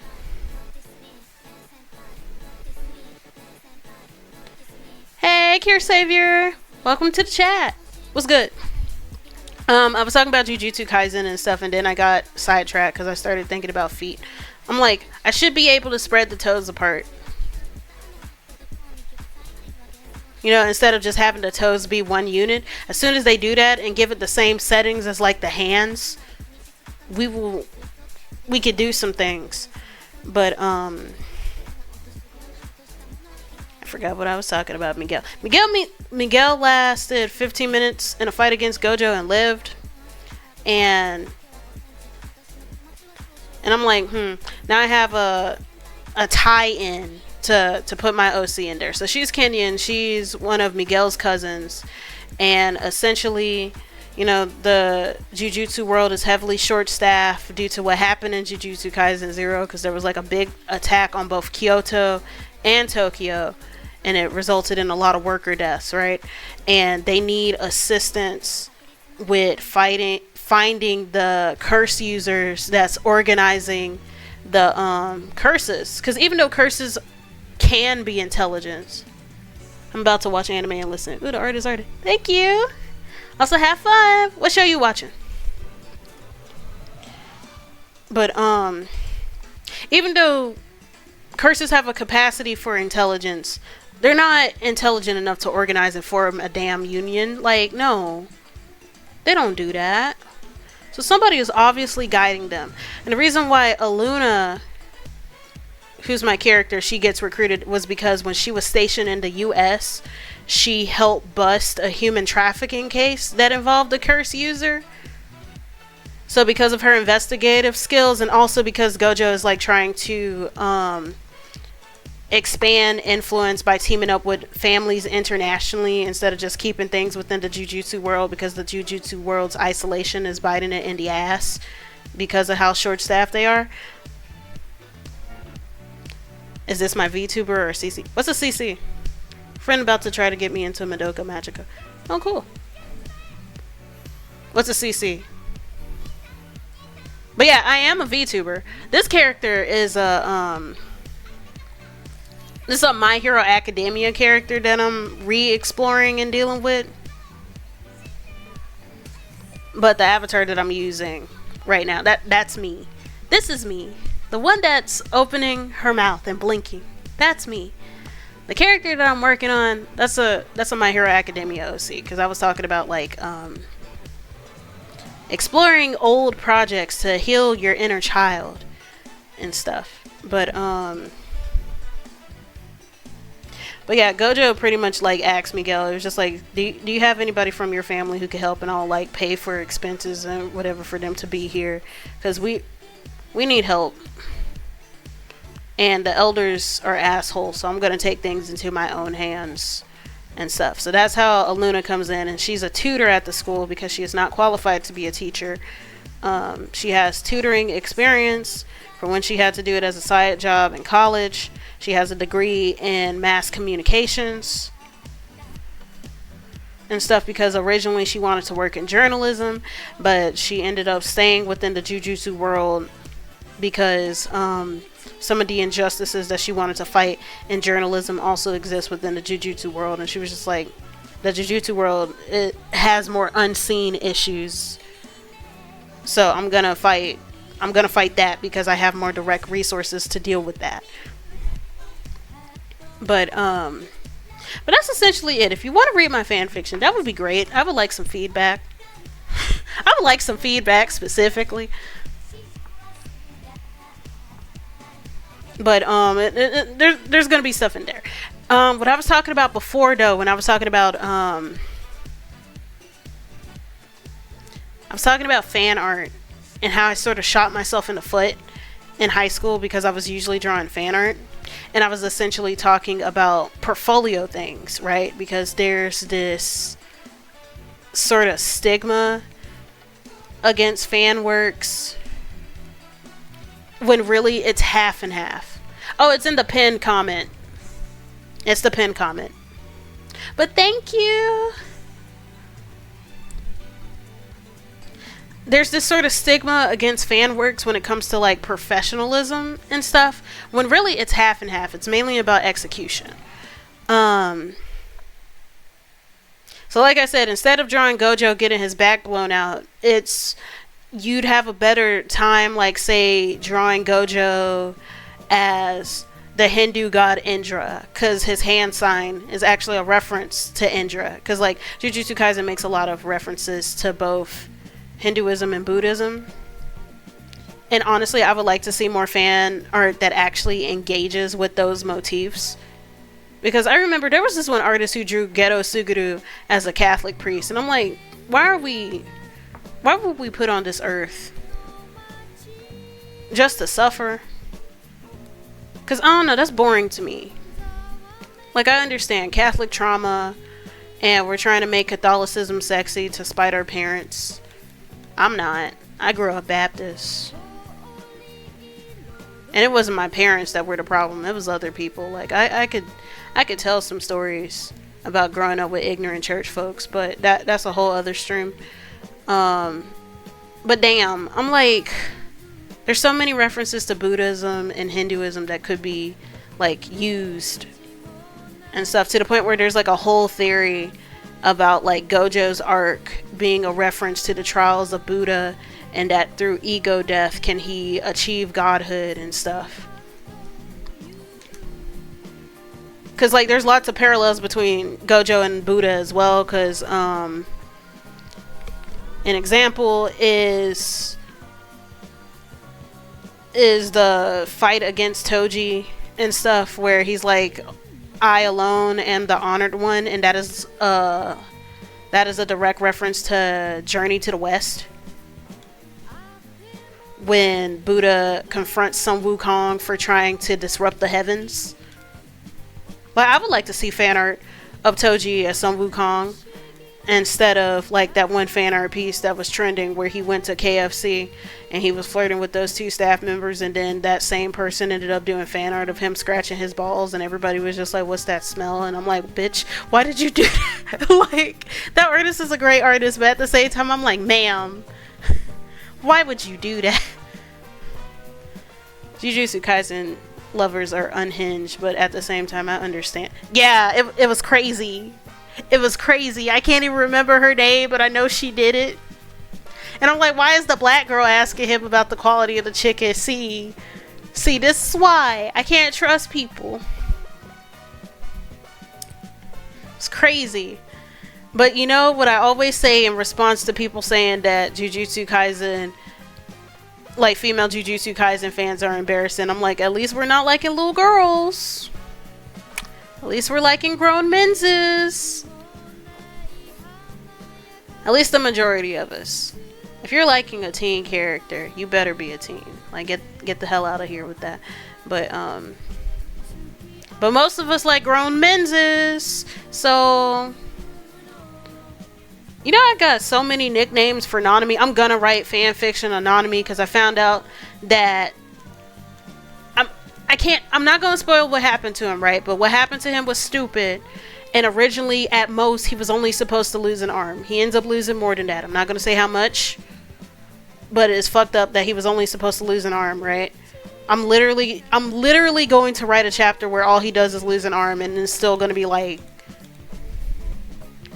because I'm thinking of writing my character in a polycule with Nanami and Gojo, because like, I don't want to choose. I don't give a fuck. I'm not gonna choose. It's gonna be a good day, and I'm gonna make it work, right? I'm gonna make it work. Also, speaking of polycule, have y'all heard about the Teonomy trend? How on TikTok folks were shipping Disney characters? I have two hands. I have two hands. Sweet Jesus, I have two hands. But I got so hyped. I got so hyped because I was just like, But what was I saying again? You know that TikTok trend where folks were shipping Disney princesses with Jujutsu Kaisen characters as a meme, sort of like the Super Hulock or the Rise of the Brave Tangled Dragons stuff that was going on. The most popular one ended up being Tianami, which was Tiana X Nanami, because it was the one that made the most sense. They're both people of color dealing with toxic work culture, and they both have a strong connection to food, because you know how Nanami realized his purpose after helping that one girl at the sandwich shop, and Tiana cooks and stuff. So I'm gonna do like a art series of like a polycule with Jujutsu Kaisen and Princess and the Frog. I got ship names for everybody in the dynamic. Like, you know how with Ruby, they don't combine the names except for Renora, because like Renora is kind of hard to make up a concept ship name. But like, you know how Freezer Burn is Weiss X Yang, or Arctic Monkeys is Weiss X Sun, or Strawberry Banana is Sun X Ruby, and so forth. I like those kind of ship names instead of the ones that combine the names, because sometimes it just sounds a hot ass mess. Shout out Renesmee from Twilight. It wasn't even a ship name, but like the fact that they were combining both names, it was so ghetto. That movie was so ghetto. Like, oh my god. But why would they do that? But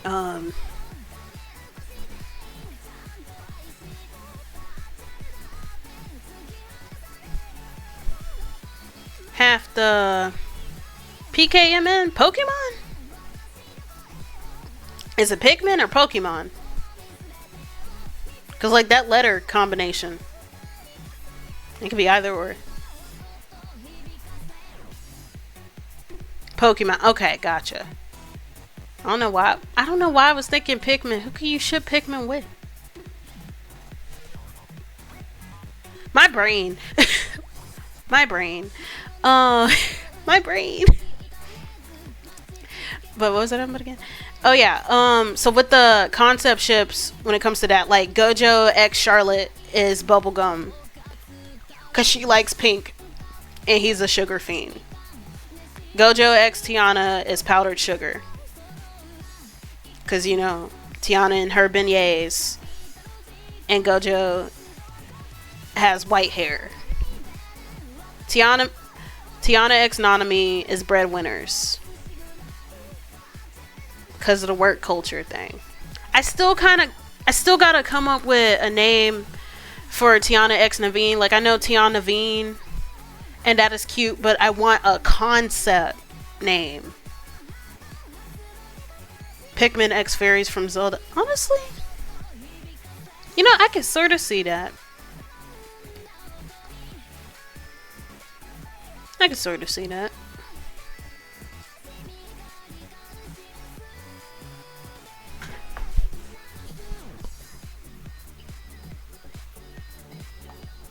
Pikmin ship art with the pilots. I don't know the name of them. I've never played. I know Oliver is one, and that's it. Like, I've never played the game either. I just know Oliver from memes.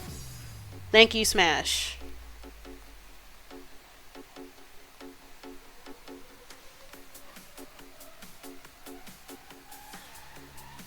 I don't want that mesh thing on the side. I feel like it'll be a bit too scandalous. Also, it's not very practical. I don't like it. I don't like it. We'll try something different. I don't like it. That's why we experiment. That's why we play with shape and stuff a little bit. We could do better. I believe in myself. I'm probably gonna add pockets to like the side. Technically, this isn't a belt. This is like a full part of the thing, but I might like make it look like a belt and have sides of it, because what I want her to do, right?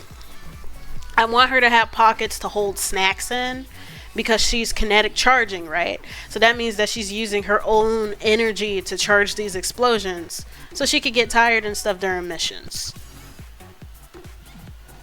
Not to mention, what if she, like, you know how Gambit carries around a deck of playing cards because even though like a deck of playing cards, they're lightweight and they're easy to carry and you can always get them anywhere and stuff, but it's still like enough to do a really potent charge. I was thinking of having her carry around maybe some marbles, although marbles would be a bit more expensive. Like, I'm not thinking about the glass marbles. I'm thinking of like the little rubber balls that you could get from the corner store. Like how Static Shock has to take sugar pills. Yeah. Like, I feel like she drinks a lot of energy drinks or something. Well, not a lot, because I don't want her to drink too many energy drinks. Because, you know, there's a trade-off with that. Even though you have something to constantly keep yourself energized, you don't want to, like, become a diabetic as a result. That's the interesting thing about quirks. Like, I really like the quirk power system because it makes you think about the physical consequences of having a superpower.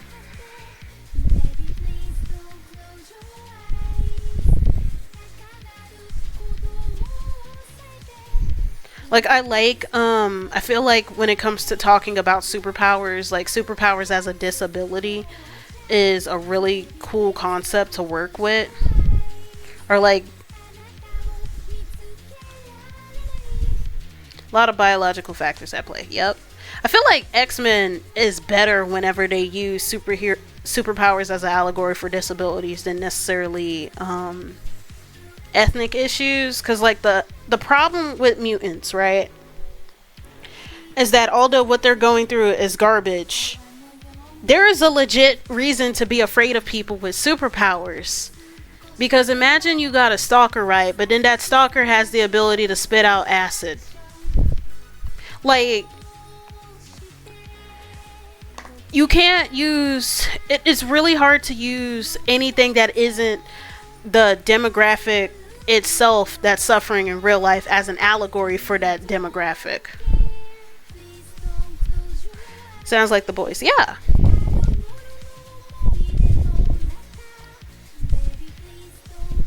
Yeah, I'm gonna have to change this jacket as well. Like, I made it too simple. See if I can find another Michael Jackson jacket.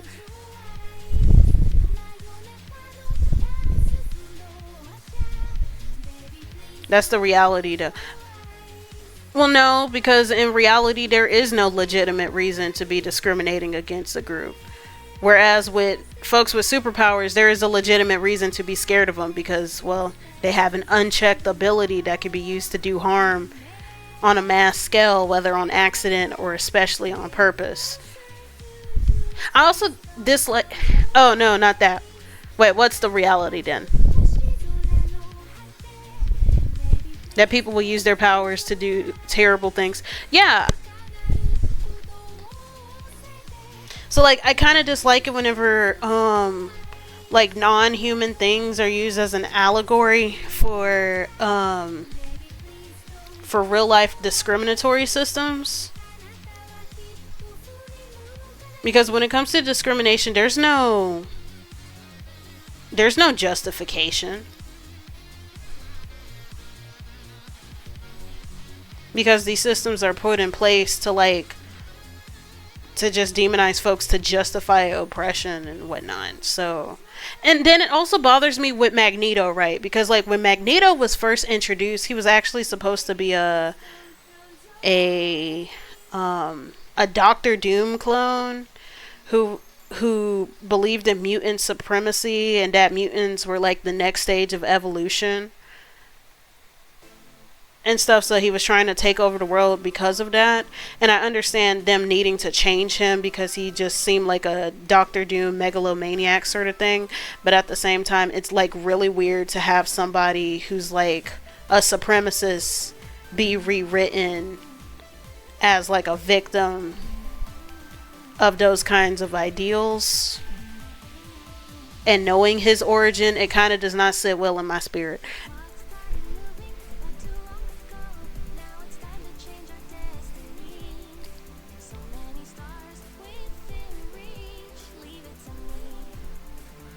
Like, sometimes some comic book knowledge can make you uncomfortable because it's just like, why the fuck did they see fit to do that? Why was that okay? I think I might keep the sleeves that way, but add a cuff to it.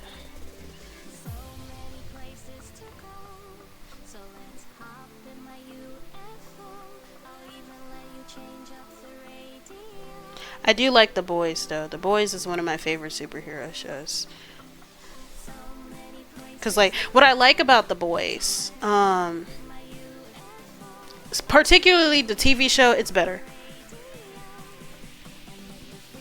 Yeah, only one guy has them and it causes a lot of problems. Yeah, with Watchmen, it was very much a critique of that's pretty much the blueprint for superhero critique. Partially because Alan Moore was like, there's a general fatigue with the American comic book industry. One, because it only focuses on heroes, which was why I think it's partially why webtoons ended up becoming so big, because finally not only does it make being in the comic book industry more accessible, but also because it shows American comics that aren't just fucking superheroes. So Alan Moore had that fatigue with superhero culture and that sort of being a requirement to be in the industry. And the other part was like the a lot of superheroes exist as American military propaganda, or at least that's how they got started. But that sort of critique of American pop culture is very present in it. And it's kind of sad that everybody dick rides The Watchmen. Not to say that The Watchmen doesn't deserve any praise, but like there's a lot of people that try to do those critiques, but they don't capture it as well because they focus more on like on trying to copy it from a trendy perspective instead of like making their own analysis from it. And I feel like the Boys comic greatly suffers from that, because like I do not respect the Boys comic. I understand the frustration that the writer of the Boys has, but like a lot of it comes across as malicious bitching, because like all he could say is your favorite heroes are racist sex offenders with drinking problems, and it's just like, is that all you have to say? You're just being inflammatory just to be inflammatory with nothing else to really do about it. And then Huey is just really annoying as a protagonist because he's like being dragged everywhere. Like Butcher. Yeah, let me save the canvas. Yeah, it's garbage. It's garbage. It's so garbage. Like, I love the show so much because it's literally one of those times when the adaptation is a lot better than the comic, because it's still gritty and it's still like terrifying with some things, but Huey as a protagonist has a lot more. I just saved it for watch. Thank you for the redeem, by the way. Makes me want to watch the show more because I heard it was so good. I love when people adapt things that suck because they see something worth it and make it actually good. Yeah, it's really balanced. Huey as a protagonist has a lot more agency, and he's not like being dragged around by Butcher. Like, he actually wants to do this stuff, and he also puts his foot down sometimes, so he's not like a little baby back bitch. Homelander is a lot more mature. Like, he's still very childish, but instead of mature, I say professional. He's very childish, but he's professional, and he feels like a genuine threat because of his professionalism and stuff, not because he's still a ticking time bomb, but it's for different reasons. Hold on, I'm still trying to look up another reference of that Michael Jackson jacket, because I'm like, something is wrong. I need to see it open, or at least from another perspective. Stop sending me these WBP images. I also like they handle these subjects a little bit better. Like when it comes to stuff like workplace harassment and assault and stuff, they're a lot more tactful with it. And it doesn't happen as frequently because it's not used for shock value. I say that some of the commentary can be a little bit messy because you know, the whole thing is critique about Twitter doesn't get it because Twitter can't like a villain character without making excuses for them, whereas me, the total chatette that I am, I could like a character who's terrible because they are terrible. I like him because he's actually a legitimate threat.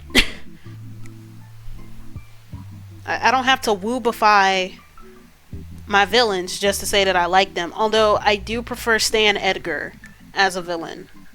Like, I love Giancarlo Esposito.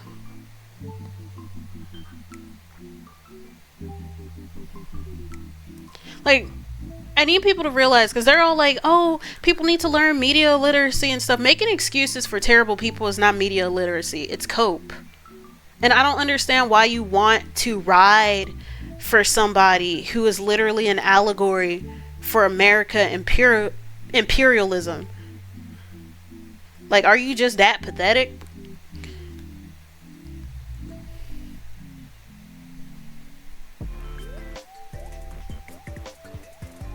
Like, that's so sad. Like, why do you want to root for that so badly? Oh, I want to see terrible people change. And it's just like, he's literally an allegory for oppression. He doesn't exist to change. He needs to be overthrown. That's the point. That is the point. Like, everybody saw Avatar I love Avatar The Last Airbender, and I love Zuko's redemption arc, but I feel like the cultural impact it's had is so ass, because now everybody and their mom wants oppressive people to be redeemed and stuff, when you really can't have that all the time. I feel like we were spoiled, and now motherfuckers don't know how to act. They'll see somebody who straight up calls people slurs and burns down their village and be like, because they're conventionally attractive, they should get another chance. But then, mind you, when an actual marginalized person acts a hot mess, then it's a problem, right? Like, God forbid a black woman is a little bit mean. Talking to you, Across the Spider-Verse fans. Like, don't get me started, but don't get me started. I've had this conversation before, and I don't want to sound like a broken record. I don't want to be a record more broken than Zuko's family unit. I don't want to do that. But I don't want to do that. But you know, I might just use the same. I'm gonna use the same jacket as the first one, cause I like the shape of it. It's fine. Plus, I don't want to use a whole lot of color for the jacket. I don't, cause I tend to make my designs somewhat simple. Somewhat, emphasis on somewhat. Cause like my VTuber design is very detailed. It's the most detailed that I've been in a bit.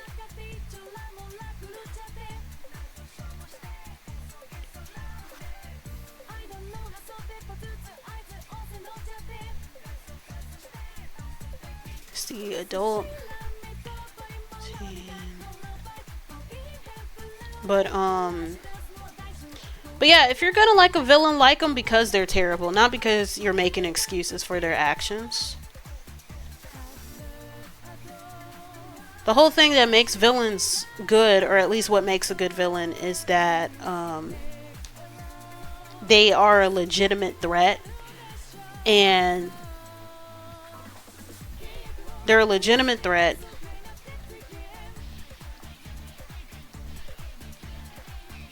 that makes the protagonist struggle for what they want or need.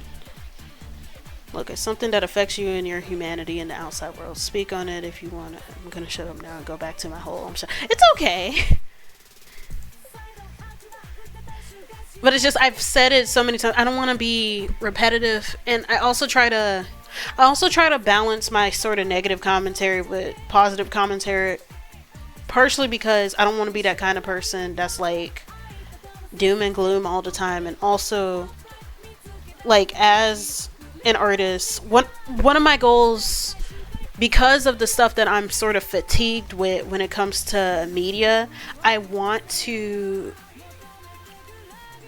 try to be a bit more optimistic, right? Because especially with the trendiness of dystopian fiction and stuff, there's so much focus on critique but not really on problem solving.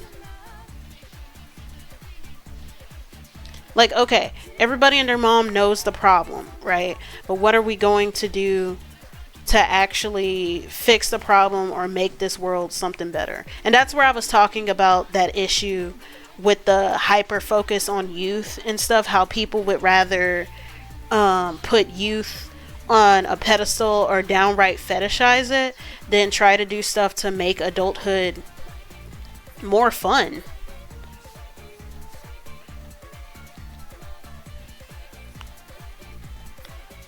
It's why I appreciate like stuff, attempts at like trying to imagine something better, like solar punk and whatnot.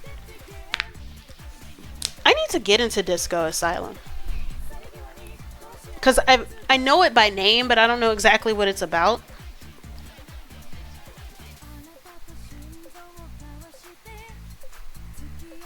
Actually, let me delete this jacket real quick. Wait, no, not the front one. Not the front one.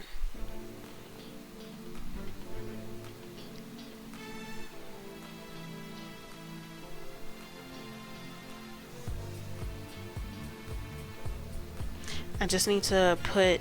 I'm going to delete the back view of the jacket because I need to add a star to the back. Yeah. Like, I understand the pessimism and stuff, and I know that we're still very much in, like, the postmodern phase of, like, critiquing dominant cultural narratives and stuff, and we're sad and shit, but it's just like, okay, what the hell are you gonna do with it? Like, what now?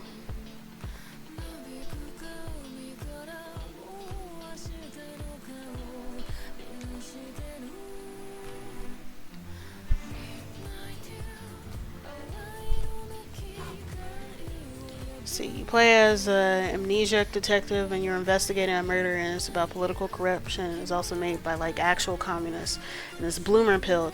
Don't buy it because the company screwed over the depths. Okay, I'll sell the 7 Seas.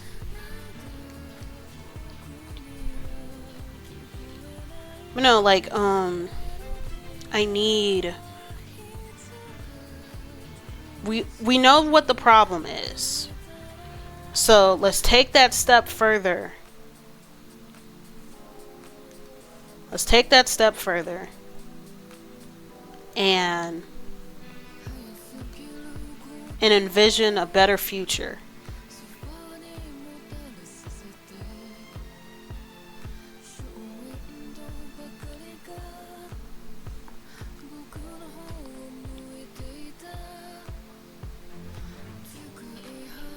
That's mainly what my personal comic is about, not the one that I'm working on with Zivia.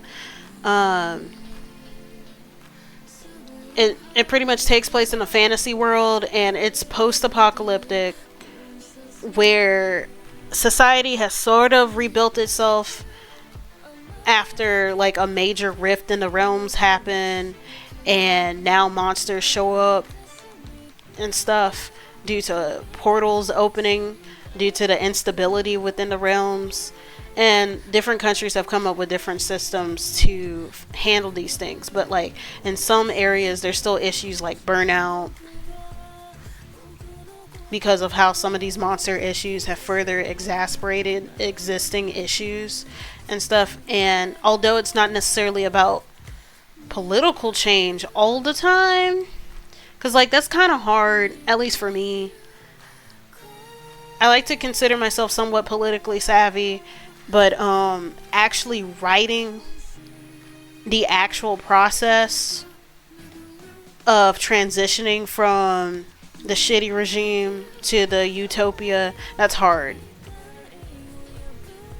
And that's a challenge that I do not want to go through. It's either at the utopia thing, or it's like transitioning to the utopia with some things that still need to be ironed out.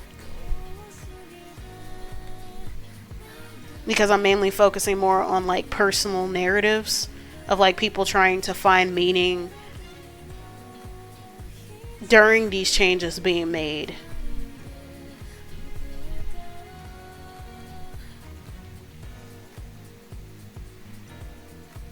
I should bring the star up higher. Can we get much higher? So high. So high. No, I was not trying to do that.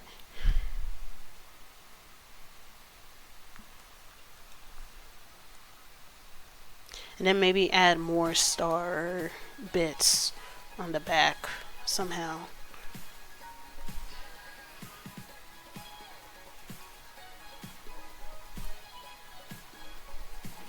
For like some extra decoration.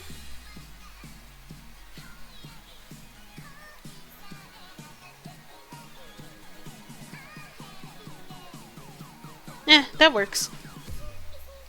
That works. Okay, so let me copy and paste this. And I'm just gonna keep her jacket the same. Because why not? That's cute. Thank you.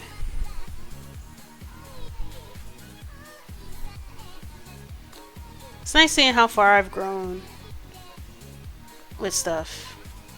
And I'm still keeping like the main elements of my original sketch. It's just adjusted and more refined. It's nice. I should do this more often with going back to my old Osus.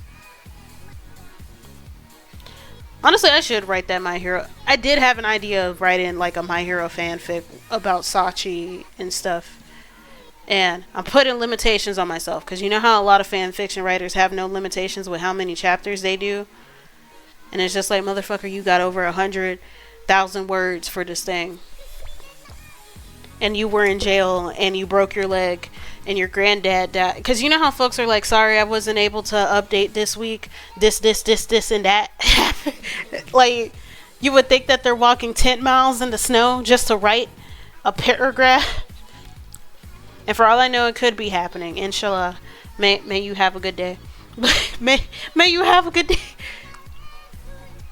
I love saying that around my friend Ray. She was just like, at least you're saying it right. And I'm like, I'm gonna say it right. I got too many family members who are Muslim. Because, like, I have a really large family, right? Can't update a media fell in my house, sorry. I got a really large family. My great-grandparents, one pair of great-grandparents had 16 kids. Another pair of great-grandparents had 10. And that's just on my mother's side. So I have a really large family. And I have a lot of both Nigerian and Ghanaian family members through marriage. And a lot of Ghanaians and Nigerians are Muslim.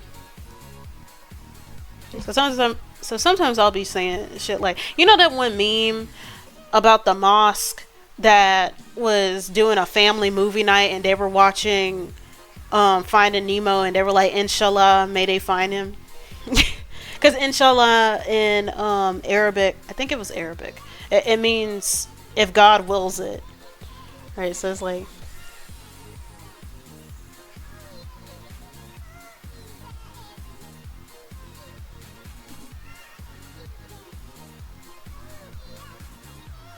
so it's like, inshallah, may this art piece work. But no, my family is very pluralistic. Pluralistic pretty much describes an environment or a community where there's like different religious beliefs like coexisting together. Because like my family is either Baptist, Kojic, we have a couple of Pentecostals, Methodists, and then we got Muslim family members. And then we got a couple other family members who practice hoodoo. So yeah, very pluralistic family. Do I want to keep the gloves for this? I gotta make them fingerless anyways for both outfits. Because she has to be able to touch the thing in order to charge it. Otherwise her gloves will explode themselves, and that'd be inconvenient to try to replace all the time. Yeah, I'm gonna have to fix these gloves. So yeah, lots of different perspectives and stuff in my family.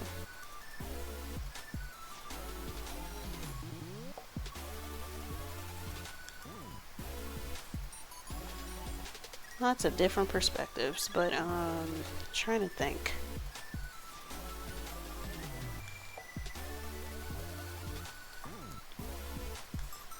pretty much with the My Hero fanfic, if I do it's just pretty much how Mirio and Sachi end up becoming best friends and they're cool together and stuff. And it'll be short because I'm not with the Jujutsu Kaisen fanfic. I'm not doing more than 25 chapters, at most 30. At most 30. Because I'm not trying to follow the manga one-to-one and stuff. I will do a time skip if I don't want to do something. It's already going to be like not entirely canon compliant anyways.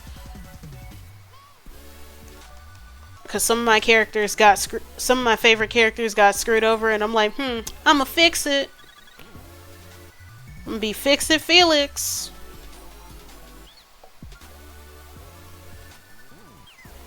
I'm gonna be Fix It Felix.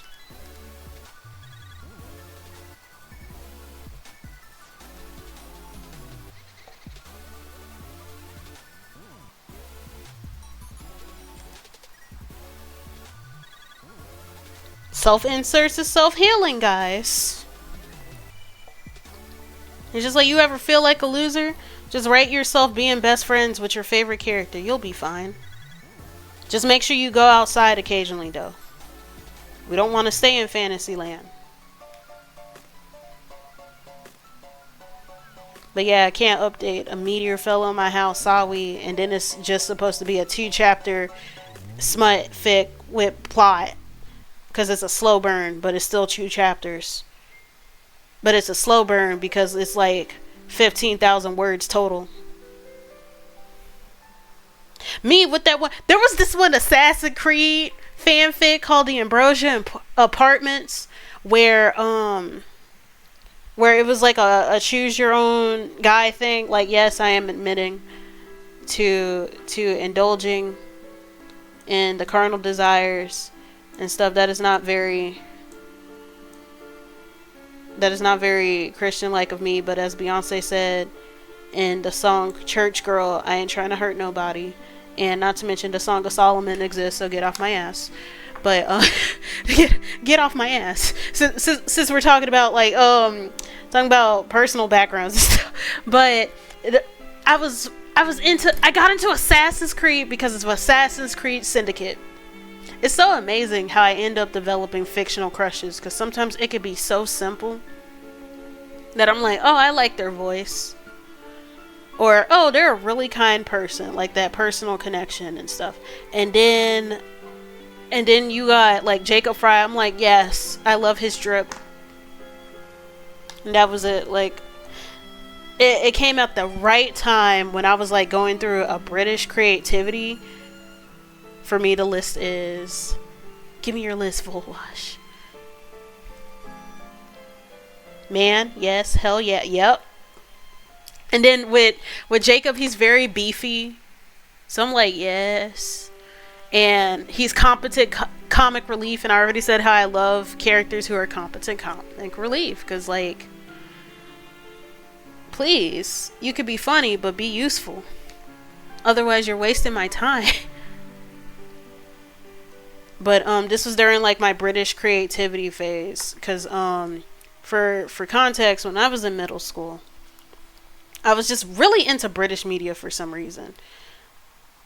Like I got into the Alice in Wonderland movie with Tim Burton. I was learning a lot about Victorian fashion. I was watching like Downton Abbey and Hercule Poirot and Miss Marple. You know, the Agatha Christie mysteries with my mom. And Downton Abbey, because that's something separate from that.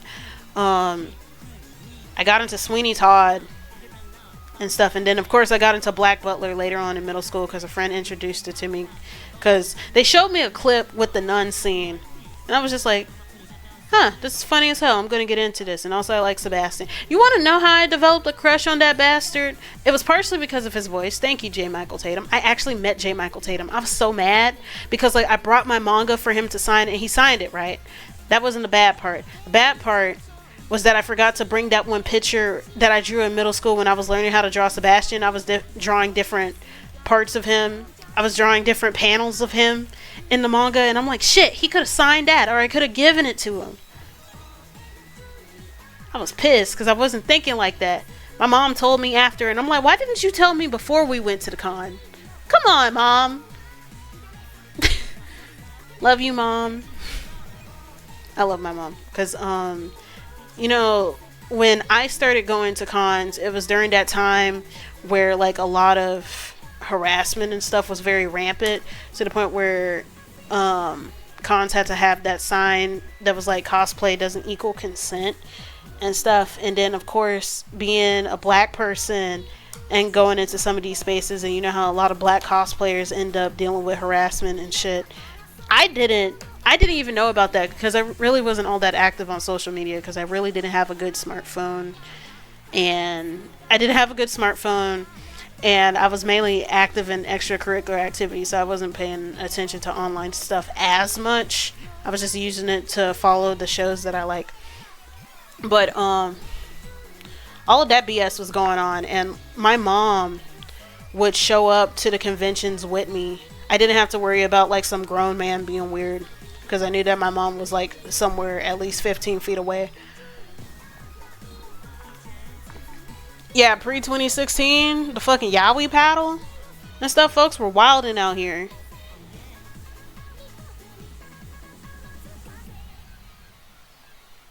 I might make the gloves yellow as well. That might be better. Yeah, that's better. Just using pink as an accent, that's better. No, the yaoi paddle.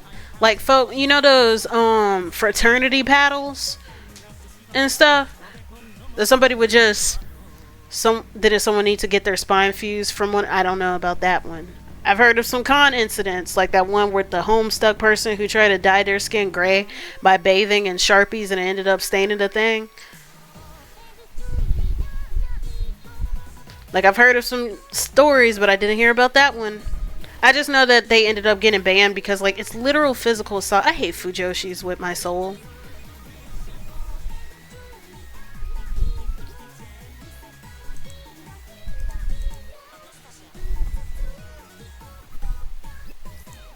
Like, oh my god. Okay, these outfits are done. I should also do her hair. Cause, okay. Hey, Sylvia! I need to come up with a nickname for you. I'm gonna start doing, fine with LGBT Fujos, but a lot of cis het Fujos. Nah, I don't respect the LGBT Fujos either, because just because you like a woman, because, like, there are some sapphic Fujos, right? But just because you're attracted to women doesn't necessarily mean that you respect women.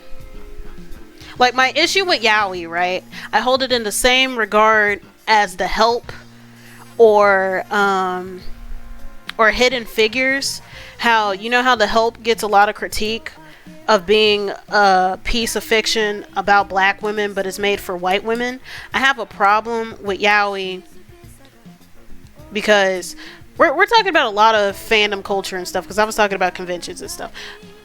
My problem with yaoi is that it is writing a queer experience specifically about white savior. Yes, partially with the white savior, but it's also like the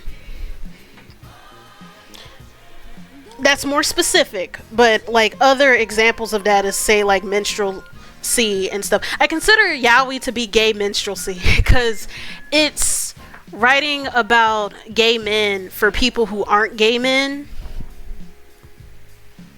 And it's weird. You hate cream cheese? Cream cheese is good if it's like in the form of a cheesecake because it's paired with something. Cream cheese on its own, like, for the people who do that, I guess good for them, but like, I don't know. This is what Sachi looks like when I tried redrawing her. Because, like, I was thinking of doing more curly hair, but I might change it back to like short and straight. I don't know. I'm gonna have to experiment. And, like, to me, being LGBT yourself doesn't necessarily make it better, because even though you're queer and you have queer experiences, being a sapphic isn't the same as being a gay man. There's a lot of crossover and stuff, and we have solidarity with each other. But I still have a problem with non-gay men making content about gay men, and then it's not even with that demographic as an audience in mind. You know, it feels very voyeuristic. Like, I hold it in the same way as some Yuri.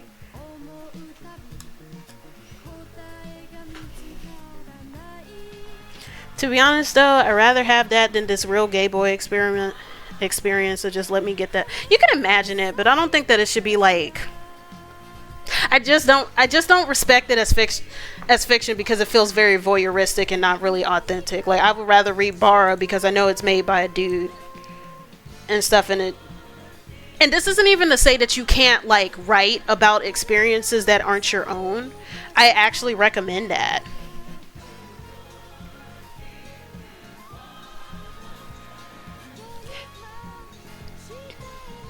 Well, there's a difference between BL and yaoi though, right? There is a difference, right? BL describes any fiction that has MLM relationships, but yaoi specifically is largely made and marketed to women. Like, it is in the acronym. And like, that's a huge difference. Like, BL is the umbrella, right? But yaoi is like a specific category, and I have a problem with that because of the issues that I illustrated. But that's my thing. But it's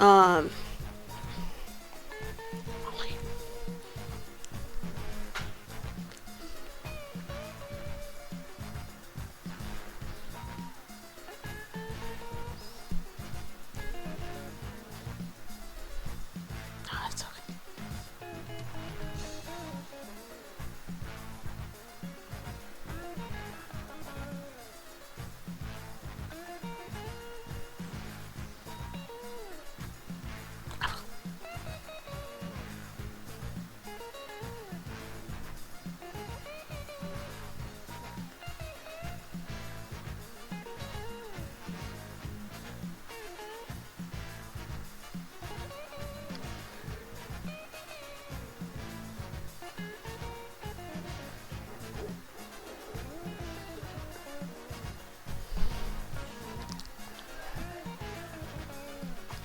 Hold on.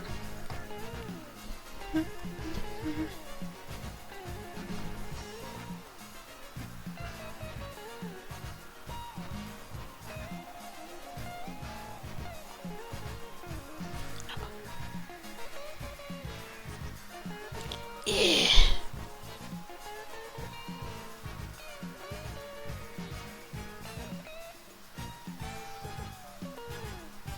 Okay, I'm back. No, it's okay to write the paragraph and stuff.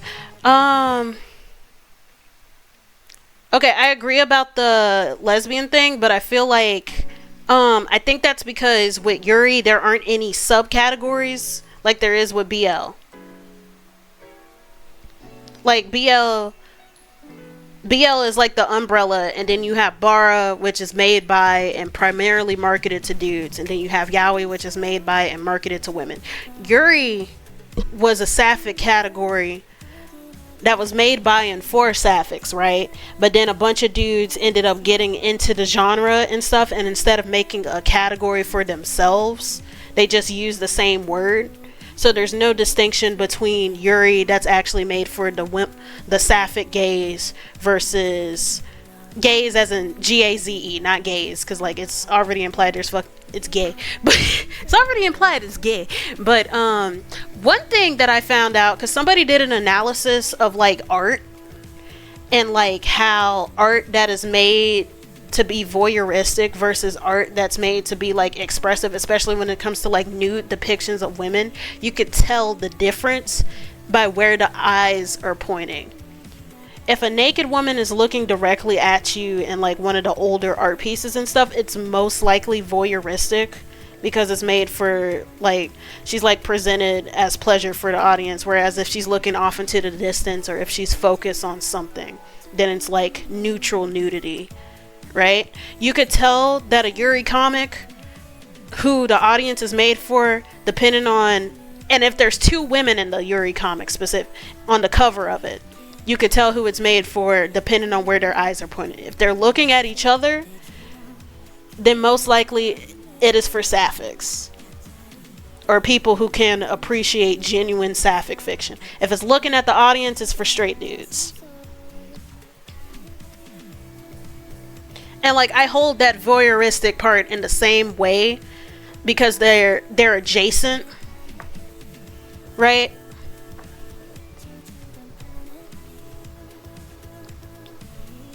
Honestly, I should have actually given her line art.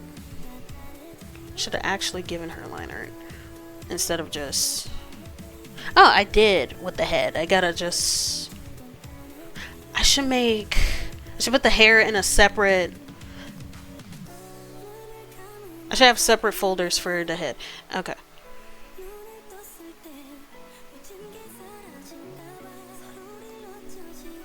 Bald. Bald. Oh my gosh, stop!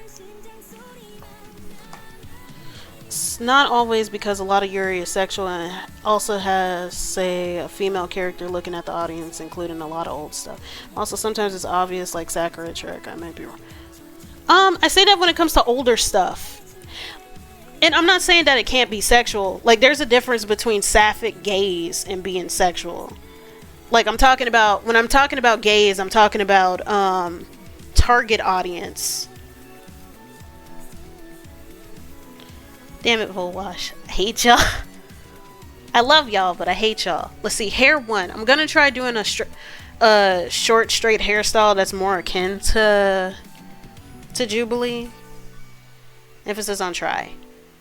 Because drawing hair is hard. I need Vigalia to make some damn straight hair brushes. Like, I appreciate her and the work that she's doing with, I appreciate her and the work that she's done with, did I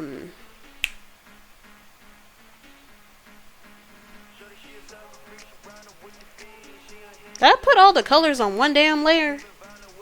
Oh, there's the color. I'm like, where the hell is it? I was about to be mad as hell, and then I didn't even layer these. See, this is a problem. We're gonna be responsible, right? I'm gonna take away the blushing. This is skin. Afrocentric hair brushes, yes. How she does protective hairstyles and curly hair, and she does have some straight hair brushes, but they're only for Procreate. And I'm like, now why the hell would you do some fuck shit like that, Vigalia? I need some straight hair brushes. Particularly, it would be even best if it was like cartoony, because I have her cartoony curly hair brushes, because that's more my style. So if she could make like some cartoony straight hair brushes, that would save my ass. I'm like, please. Like I know that we've gone through the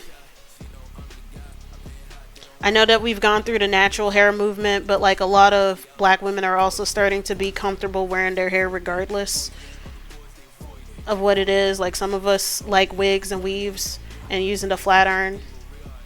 No, they're actually hard to convert. Like, it's like a different weird kind of coating. It's Photoshop to Clip Studio Paint.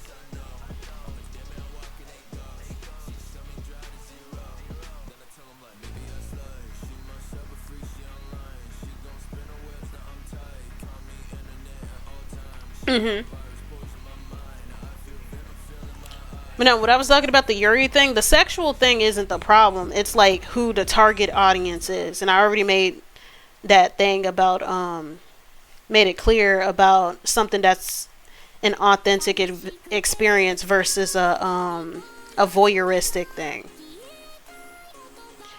And I also want to iterate, there's nothing wrong with like somebody not being of a demographic and writing about a demographic that they're not a part of.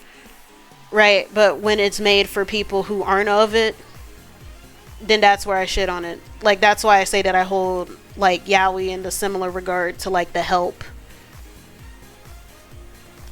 and stuff, because it's about gay men, but it's not for gay men, and this is why Bara is superior. Like, I would rather read. And also, we're gonna learn the definitions, right? Yaoi is not the same as BL. BL just means that it's gay, but yaoi is a specific kind of gay. I like BL. Shout out the summer Hikaru died. Look, Beyonce just did it amazingly and made a good Pretty Penny. Yeah. Wait, what about Beyonce? What'd she do amazingly? Like, she does a lot of things amazingly, but I don't know. Renaissance. Yeah, shout out Renaissance. Also, yeah, because with Renaissance specifically, it was a tribute. Her uncle is gay.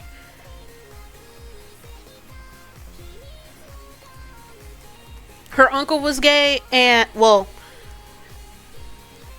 yeah, I say was because he died.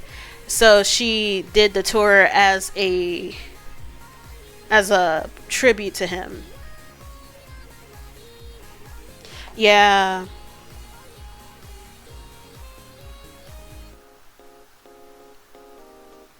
Yeah, and a bunch of LGBT artists were for. Now, I wish that there were a lot more black voguing performers on there, because I kind of, well, there is no kind of, I hate that Honey Valenciaga was like the highlight of the show as like one of the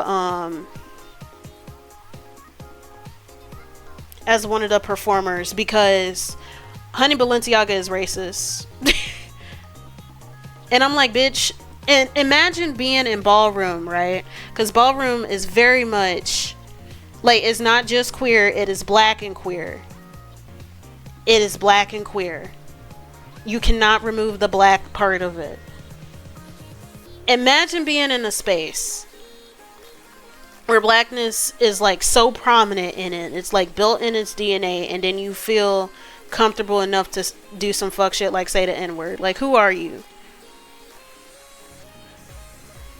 I wouldn't necessarily say overrated, because she's very skilled. She's just also a bitch. Because, like, I don't want to be that kind of person who's just like, oh, because this person is a bad person, they're not as talented or whatever. Because I hate that stuff. I don't like the idea of tying talent to morality, because those are obviously two very different things.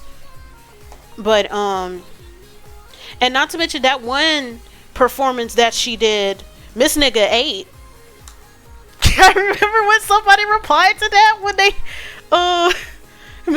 when somebody showed a screen cap of her let me find it, because like it was a really good performance. But when somebody replied, Miss Nigga ate that a little bit, I was just like, I hate you. Yes, I'm standing up, I'm sitting up, thank you. Let me find it. I gotta find that performance. But that had me cackling. Dang it. I'm trying to find it. Oh my god, where is it? No scrimping. Okay. Okay, I had to search it.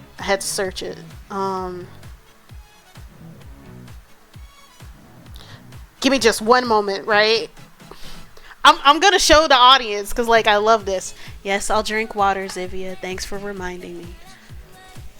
Thanks, Mom. And I'll save it on the bald part. We interrupt this program to bring you Sachiko Hoshino looking like Lex Luthor. Oh yeah, another fun fact about Sachiko Hoshino. I wanted her to be like Blasian. So I loosely based her off of Naomi Osaka. Like, I still converted it to the My Hero Academia style, but her features are loosely based off of Naomi Osaka.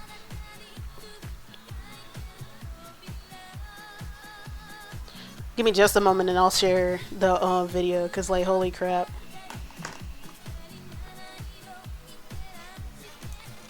Also, remember that there's like remember that there is a template on DeviantArt, even though DeviantArt is dead, that you can use for the profile. Because I'm planning the outfit first, so that I can use that template to show her both in her teen days and her adult days when she finally becomes a pro hero. Okay. Let me turn off my my future funk music. But no, this performance was amazing.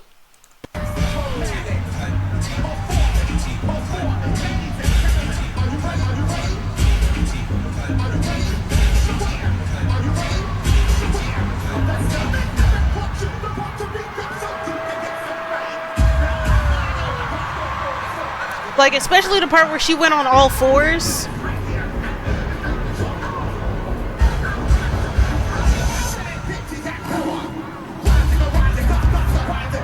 I really like the outfit and stuff. This was very clean.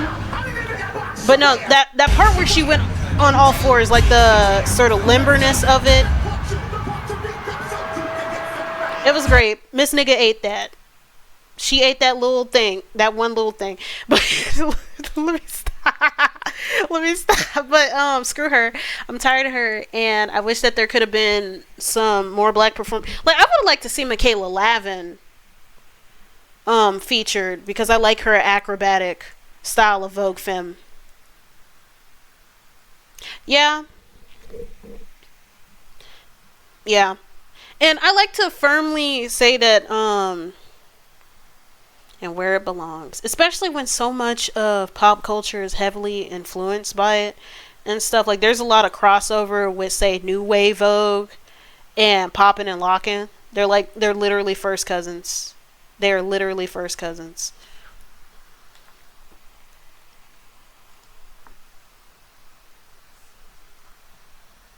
Like, they are just a limp wrist away from being Breaking 2 Electric Boogaloo.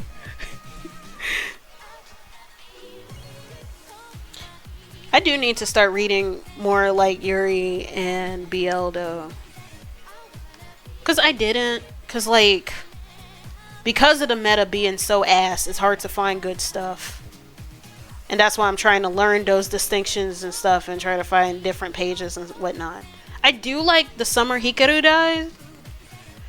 It's pretty much the what if somebody you love died and came back, but they came back wrong. And stuff, because I like horror.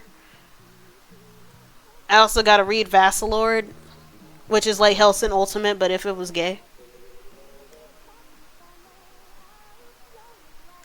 Like, it's literally Integra and Alucard, but if Integra was a little bit more like Alexander Anderson. My thing is, when it comes to villainous stuff, I'm half and half. Because, like, remember when we were talking about comic book meta and stuff and how webtoons have sort of equalized or at least brought more range? At the same time, webtoons can be very lame because they kind of put themselves in the box as well. Like, I love a good romance more. I love a good romance. I read a lot of X readers. I read a lot of X readers. I love romance. Please. But at the same time, it's just like some of these tropes. Like, okay, how many villainous stories do we have where a woman is calling herself the villain, right? And it's literally just, you're not even a villain, you're just setting boundaries. Like, can we have a character who's an actual villain?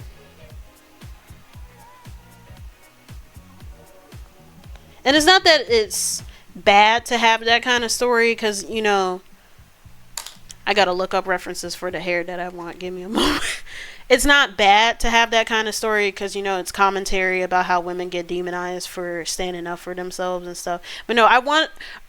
Where is the villain story where the villainess is an actual villain? Please.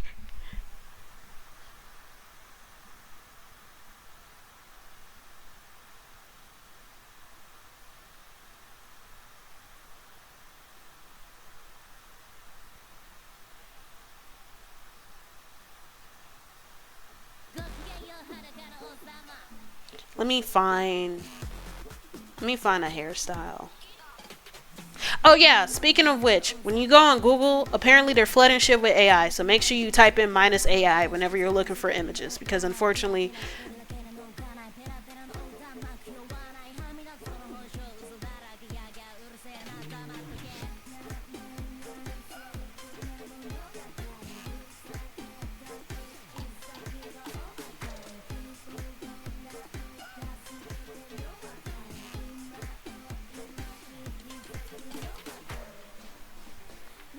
You can if you do the minus AI thing, but I hate how things have changed and stuff, and it's gonna be even harder to find historical stuff. Like, I gotta go to specifically same, and then even with Pinterest, like, Pinterest was kind of unusable. I would never recommend using Pinterest for historical research, because especially when it comes to like Swana culture, ass. It's nothing but Orientalist designs that people keep recycling from each other. Like, do better. Be original. And be culturally respectful for 5 minutes. But also be original. It's so sad that Orientalism is so mainstream that you would probably be the most original by simply being culturally respectful. Like, it's so ass. But it's full of AI. And then I can't even type in certain words because, like, Pinterest pretty much had to do a purge. Had to do a purge because there was like a lot of weirdos and stuff, so you can't search up girl. You gotta type in woman. Even if I'm actually trying to find girl stuff, like, what if I want to draw a kid character and I want to look up kids fashion, because that's really the only reason I'm looking up girl, or I'm looking up little girl hairstyles. Hold on. Or maybe find more pictures of Jubilee. You can't use girl because folks were doing fuck shit on that site and stuff. We cry. I might try the Jubilee look. I just need I need to find a good comic panel.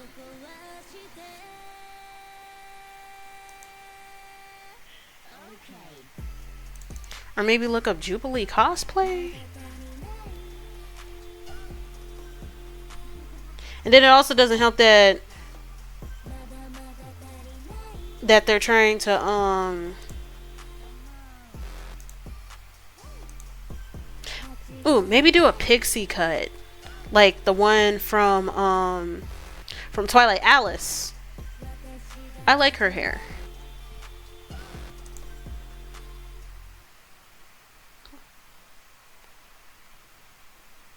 Would this work for flat, straight hair? What's the serial number thingy? Please tell me this isn't a WE. Yes, it's a JPEG. Let's go. We're cooking with gas. I wanna be with you. The CSP brush code. I don't know. I'm glad I caught you, but I gotta go off to bed. I have fun. You have a great voice and fantastic energy. I hope your week goes well. Thank you so much. I hope you have a good evening. Okay, let me look at that code real quick because I got the assets thingy open in another tab. I'll look. I wanna be with you. I wanna hold you tight all through the night. But dang it, I'm trying to look it up. But yeah, weirdos and AI bros have fucked with every platform, and I hate it here. We need to pull up and puzzle shiny solid. I'll try it out. You know what I'm really happy about with this recent update is that when you download a material and it's in another language, and you know how it's translated when you go on the page to download it, when it enters in your library, it's in your library translated, so I don't have to go through Google Translate and relabel it and shit. I cried. I did not cry, but I cried on the inside, and I cried tears of joy on the inside.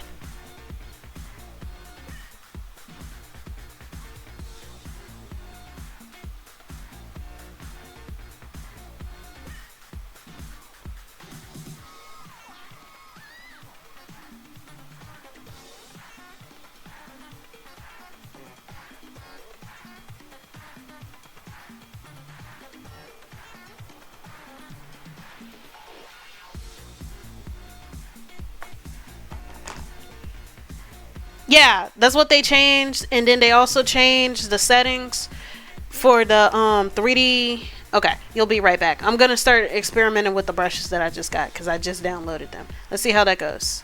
We're gonna pray. It is not translated in the thing.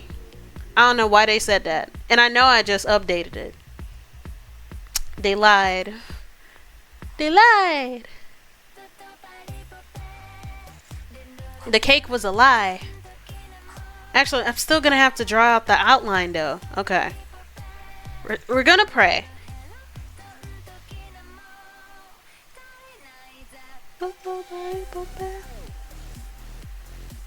So I'm gonna use the hairline like a separate. That way the hairline is always consistent, right? Hair 2. Outline. And then I still gotta find a way to shade curly hair better. Cause like even though I got the brushes, having the brushes and actually knowing how to do them well, 2 different skill sets. What was the hair part of the first one? Okay, so I'm gonna keep it like that.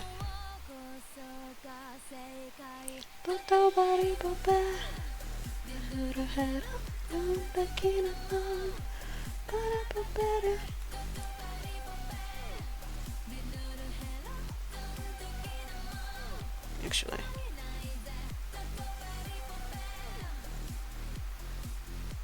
yeah, I should make the hairline taller. Where is the hairline for this one? It's the edges. Let me break this down. So I was just doing this shit raw. It's part of the problem. This is what happens when you don't plan correctly, especially when you're trying to go back and fix something.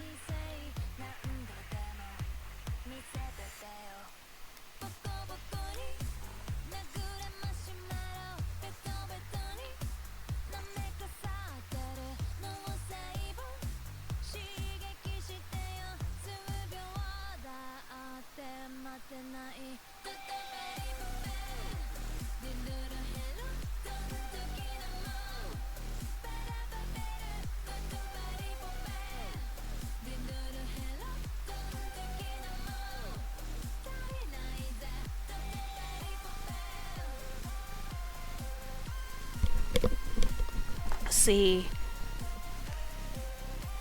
so there's that, and then with this outline, you know, just still need to be on the hairline layer because I'm gonna keep this somewhat consistent amongst styles. Actually, that's what happens when you experiment. So this needs to be further.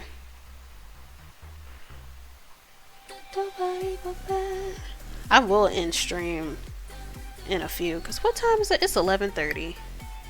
I have a later class tomorrow, but that's not exactly the point.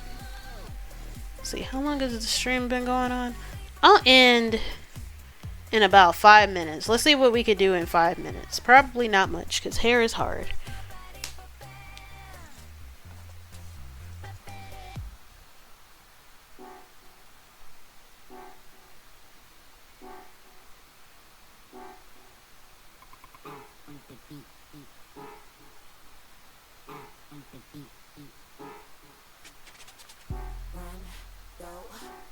Give me some more.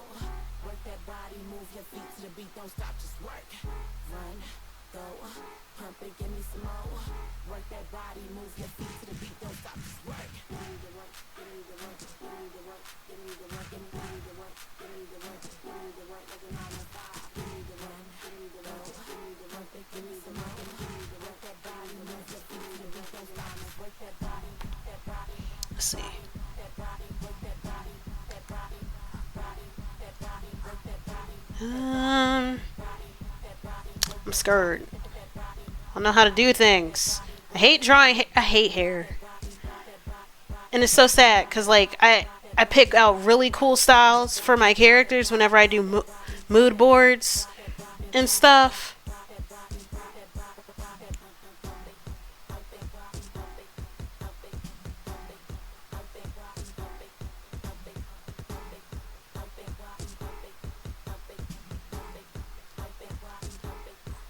But then when it actually comes to bringing it to light, then it's a pain in the ass.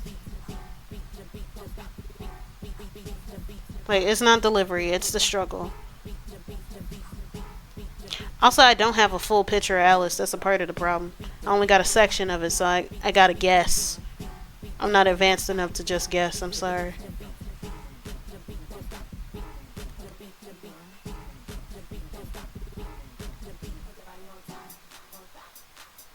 I'm glad that I'm finding more JPEG pictures, though, because it's saving my butt.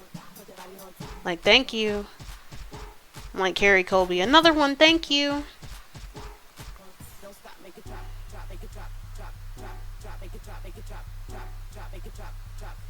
Okay. So let's keep things simple. Because that's part of the problem. I was trying to break things down. It's literally the principle of drawing in general.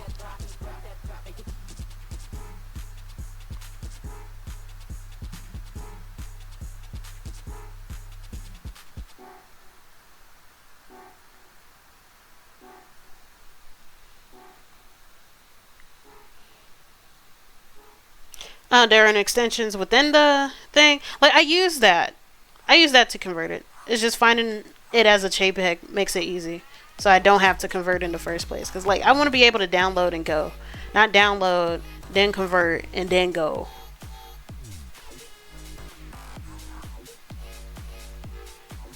You know, like, sometimes you just don't want that extra step. You appreciate the material to at least let you be able to actually do it, but at the same time, it's just like, I don't want to do that. I want to go ahead and create. I want to get creative.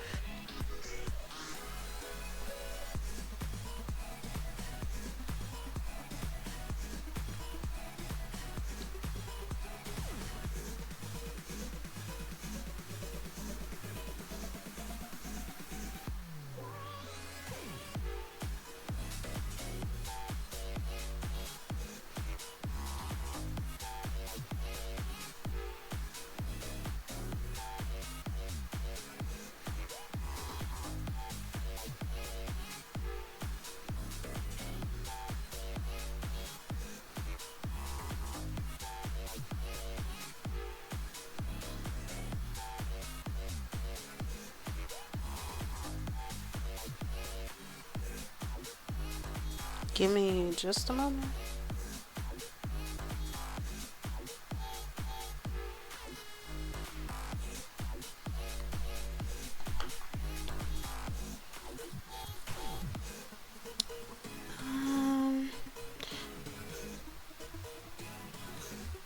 I want her to have her bang facing this side, though. I know there's a character with hair like this. I just don't know who. Like, if there's an anime character specifically, that also helps. Because, like, I haven't gotten to a point where I've really broken down my method of doing hair. I could do curly hair, right? I could do protective hairstyles. Because, honestly, that wasn't hard for me. Drawing straight hair is where things get difficult. Shading hair, like, it's weird. I can draw curly hair, no problem. But shading it is difficult. Drawing straight hair is difficult, but I can shade it, no problem. And I'm like, please, I just want unity with both the I can.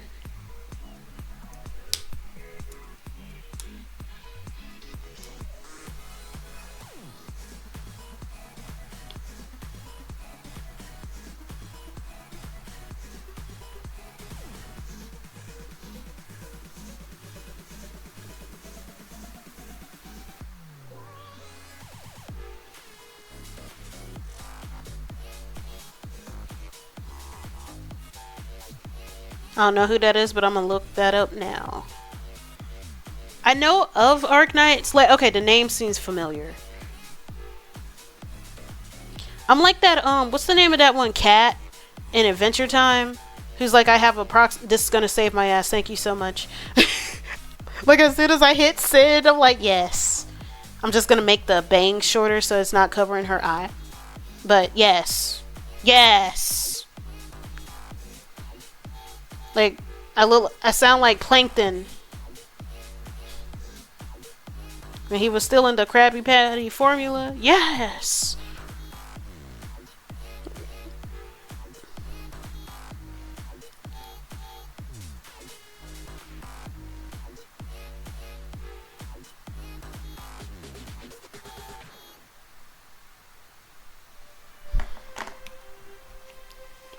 Okay.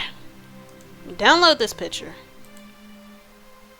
I at least want to get this hair sketched out. I just want to do this one thing. I don't ask for much. Actually, no, I do ask for much. Not that it's unjustified, but it's just like a lot of things need money, unfortunately. Let's see.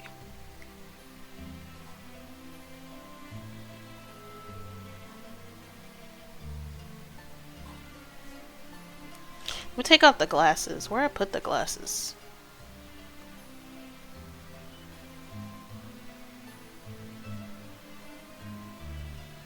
Ooh, it's so weird seeing her eyes without her glasses because I'm so used to having them there. I love that trope of when somebody takes off their glasses for the first time and the eyes are like either really beady or they're super sparkly and stuff because, you know, with their glasses their eyes look very derpy. Zivia, are you still there? Because now that I think about it, I should write a note of Bakura. Like, are we actually going to show his eyes behind his glasses?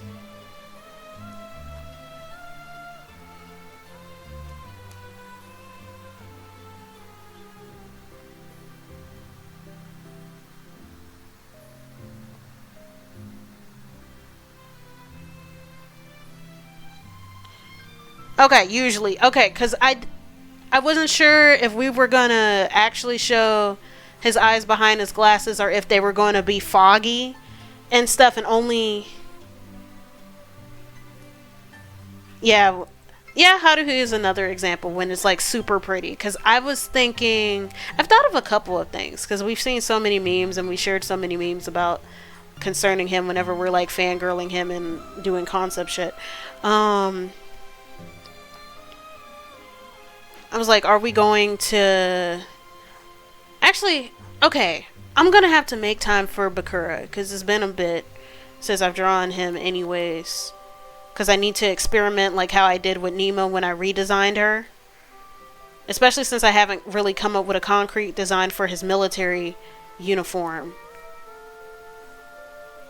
And then also with trying to do a full brainstorm of how his transformation looks and stuff. Lots of experimentation. I'm gonna have to touch that boy.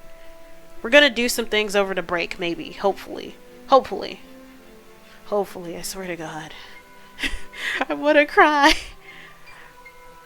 Neither of us have time to do the things that we want sometimes. It sucks, but sucks ass.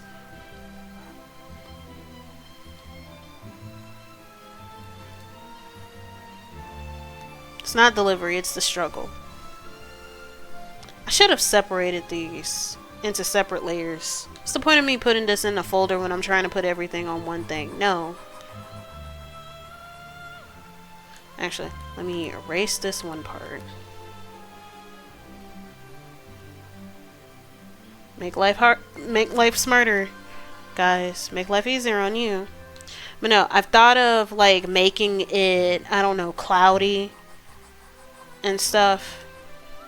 Because remember how I've done sketches of Bakura and I never drew his eyes in those sketches? Why did I delete that? Oh my god. I never drew his eyes, but then if it's like a zoom in or maybe he pushes up his glasses and it shows the eyes. And of course when he takes his glasses off to go hunting.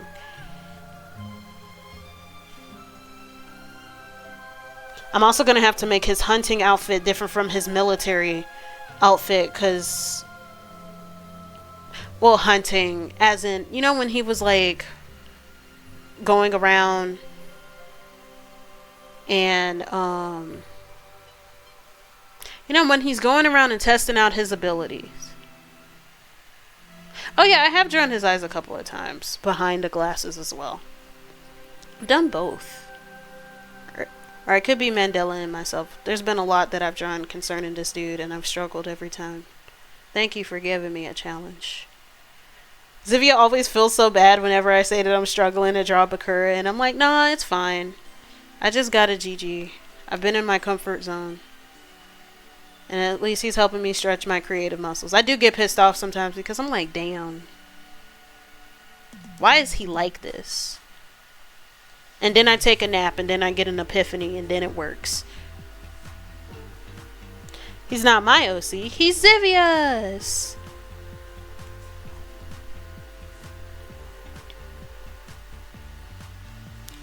Although I do have joint custody, I get him on Thursdays.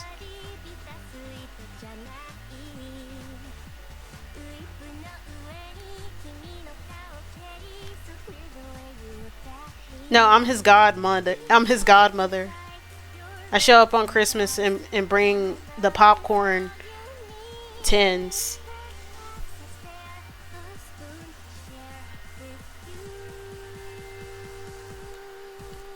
This is working. I'll make you more than happy.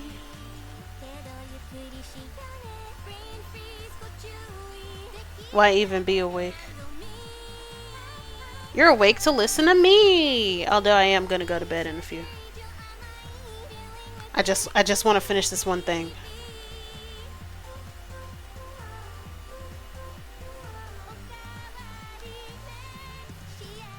I don't know if I want to keep her hair purple. Because that might be too many colors. Plus there's like, what, how many purple hair motherfuckers that exist at the school?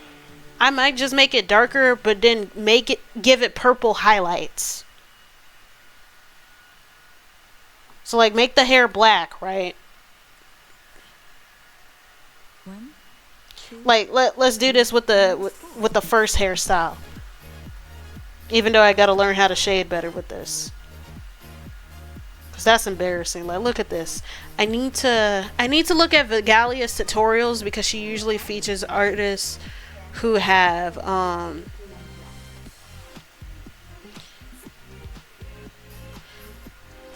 she usually features artists who use her brushes. And it shows like how they've done it. So I gotta like look at them using the brushes.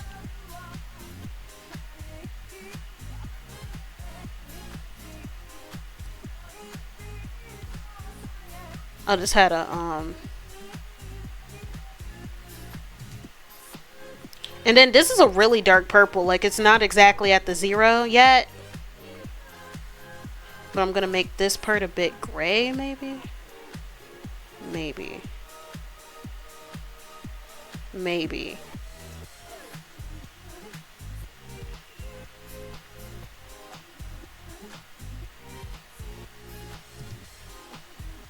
And then instead of multiply, it's normal.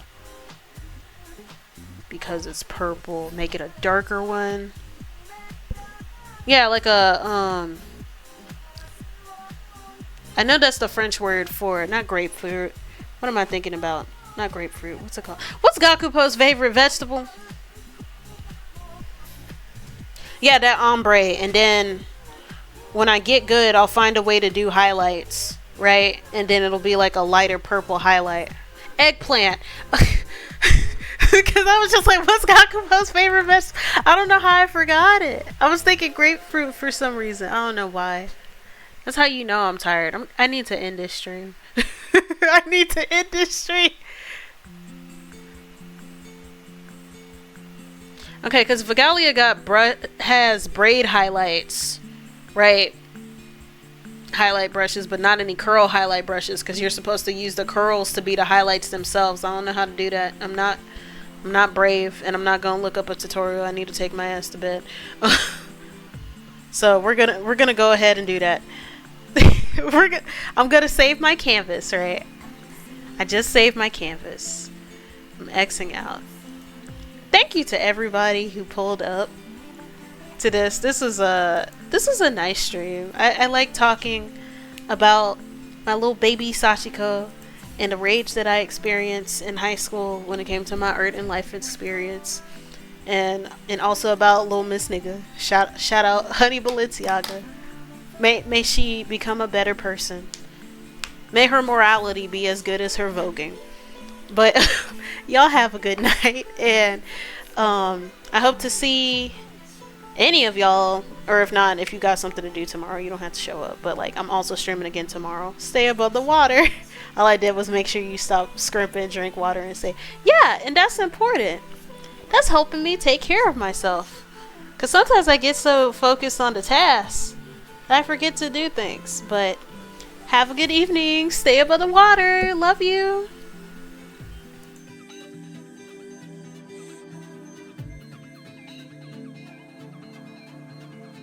Wait, hold on. Before you go, do not leave yet. I finally found the fucking artist that I was talking about. iRose R2. I'm gonna share them because I was talking about them earlier where I got the first lady thing. Like, holy crap. It's the comedic timing of this. I'm gonna share the link right now. iRose is doing a series of drawing famous black actors as Harry Potter staff, because somebody was just like, who would be, if there was like a Hogwarts black school or whatever, who would be the staff, and they have like Morgan Freeman as the headmaster and Snoop Dogg as the herbology teacher and da da da da da da. But yeah, but now I'm gonna go. Stay above the water. Have a good evening. Love y'all. Bye, Volwash. Good night, soldier. Hoorah.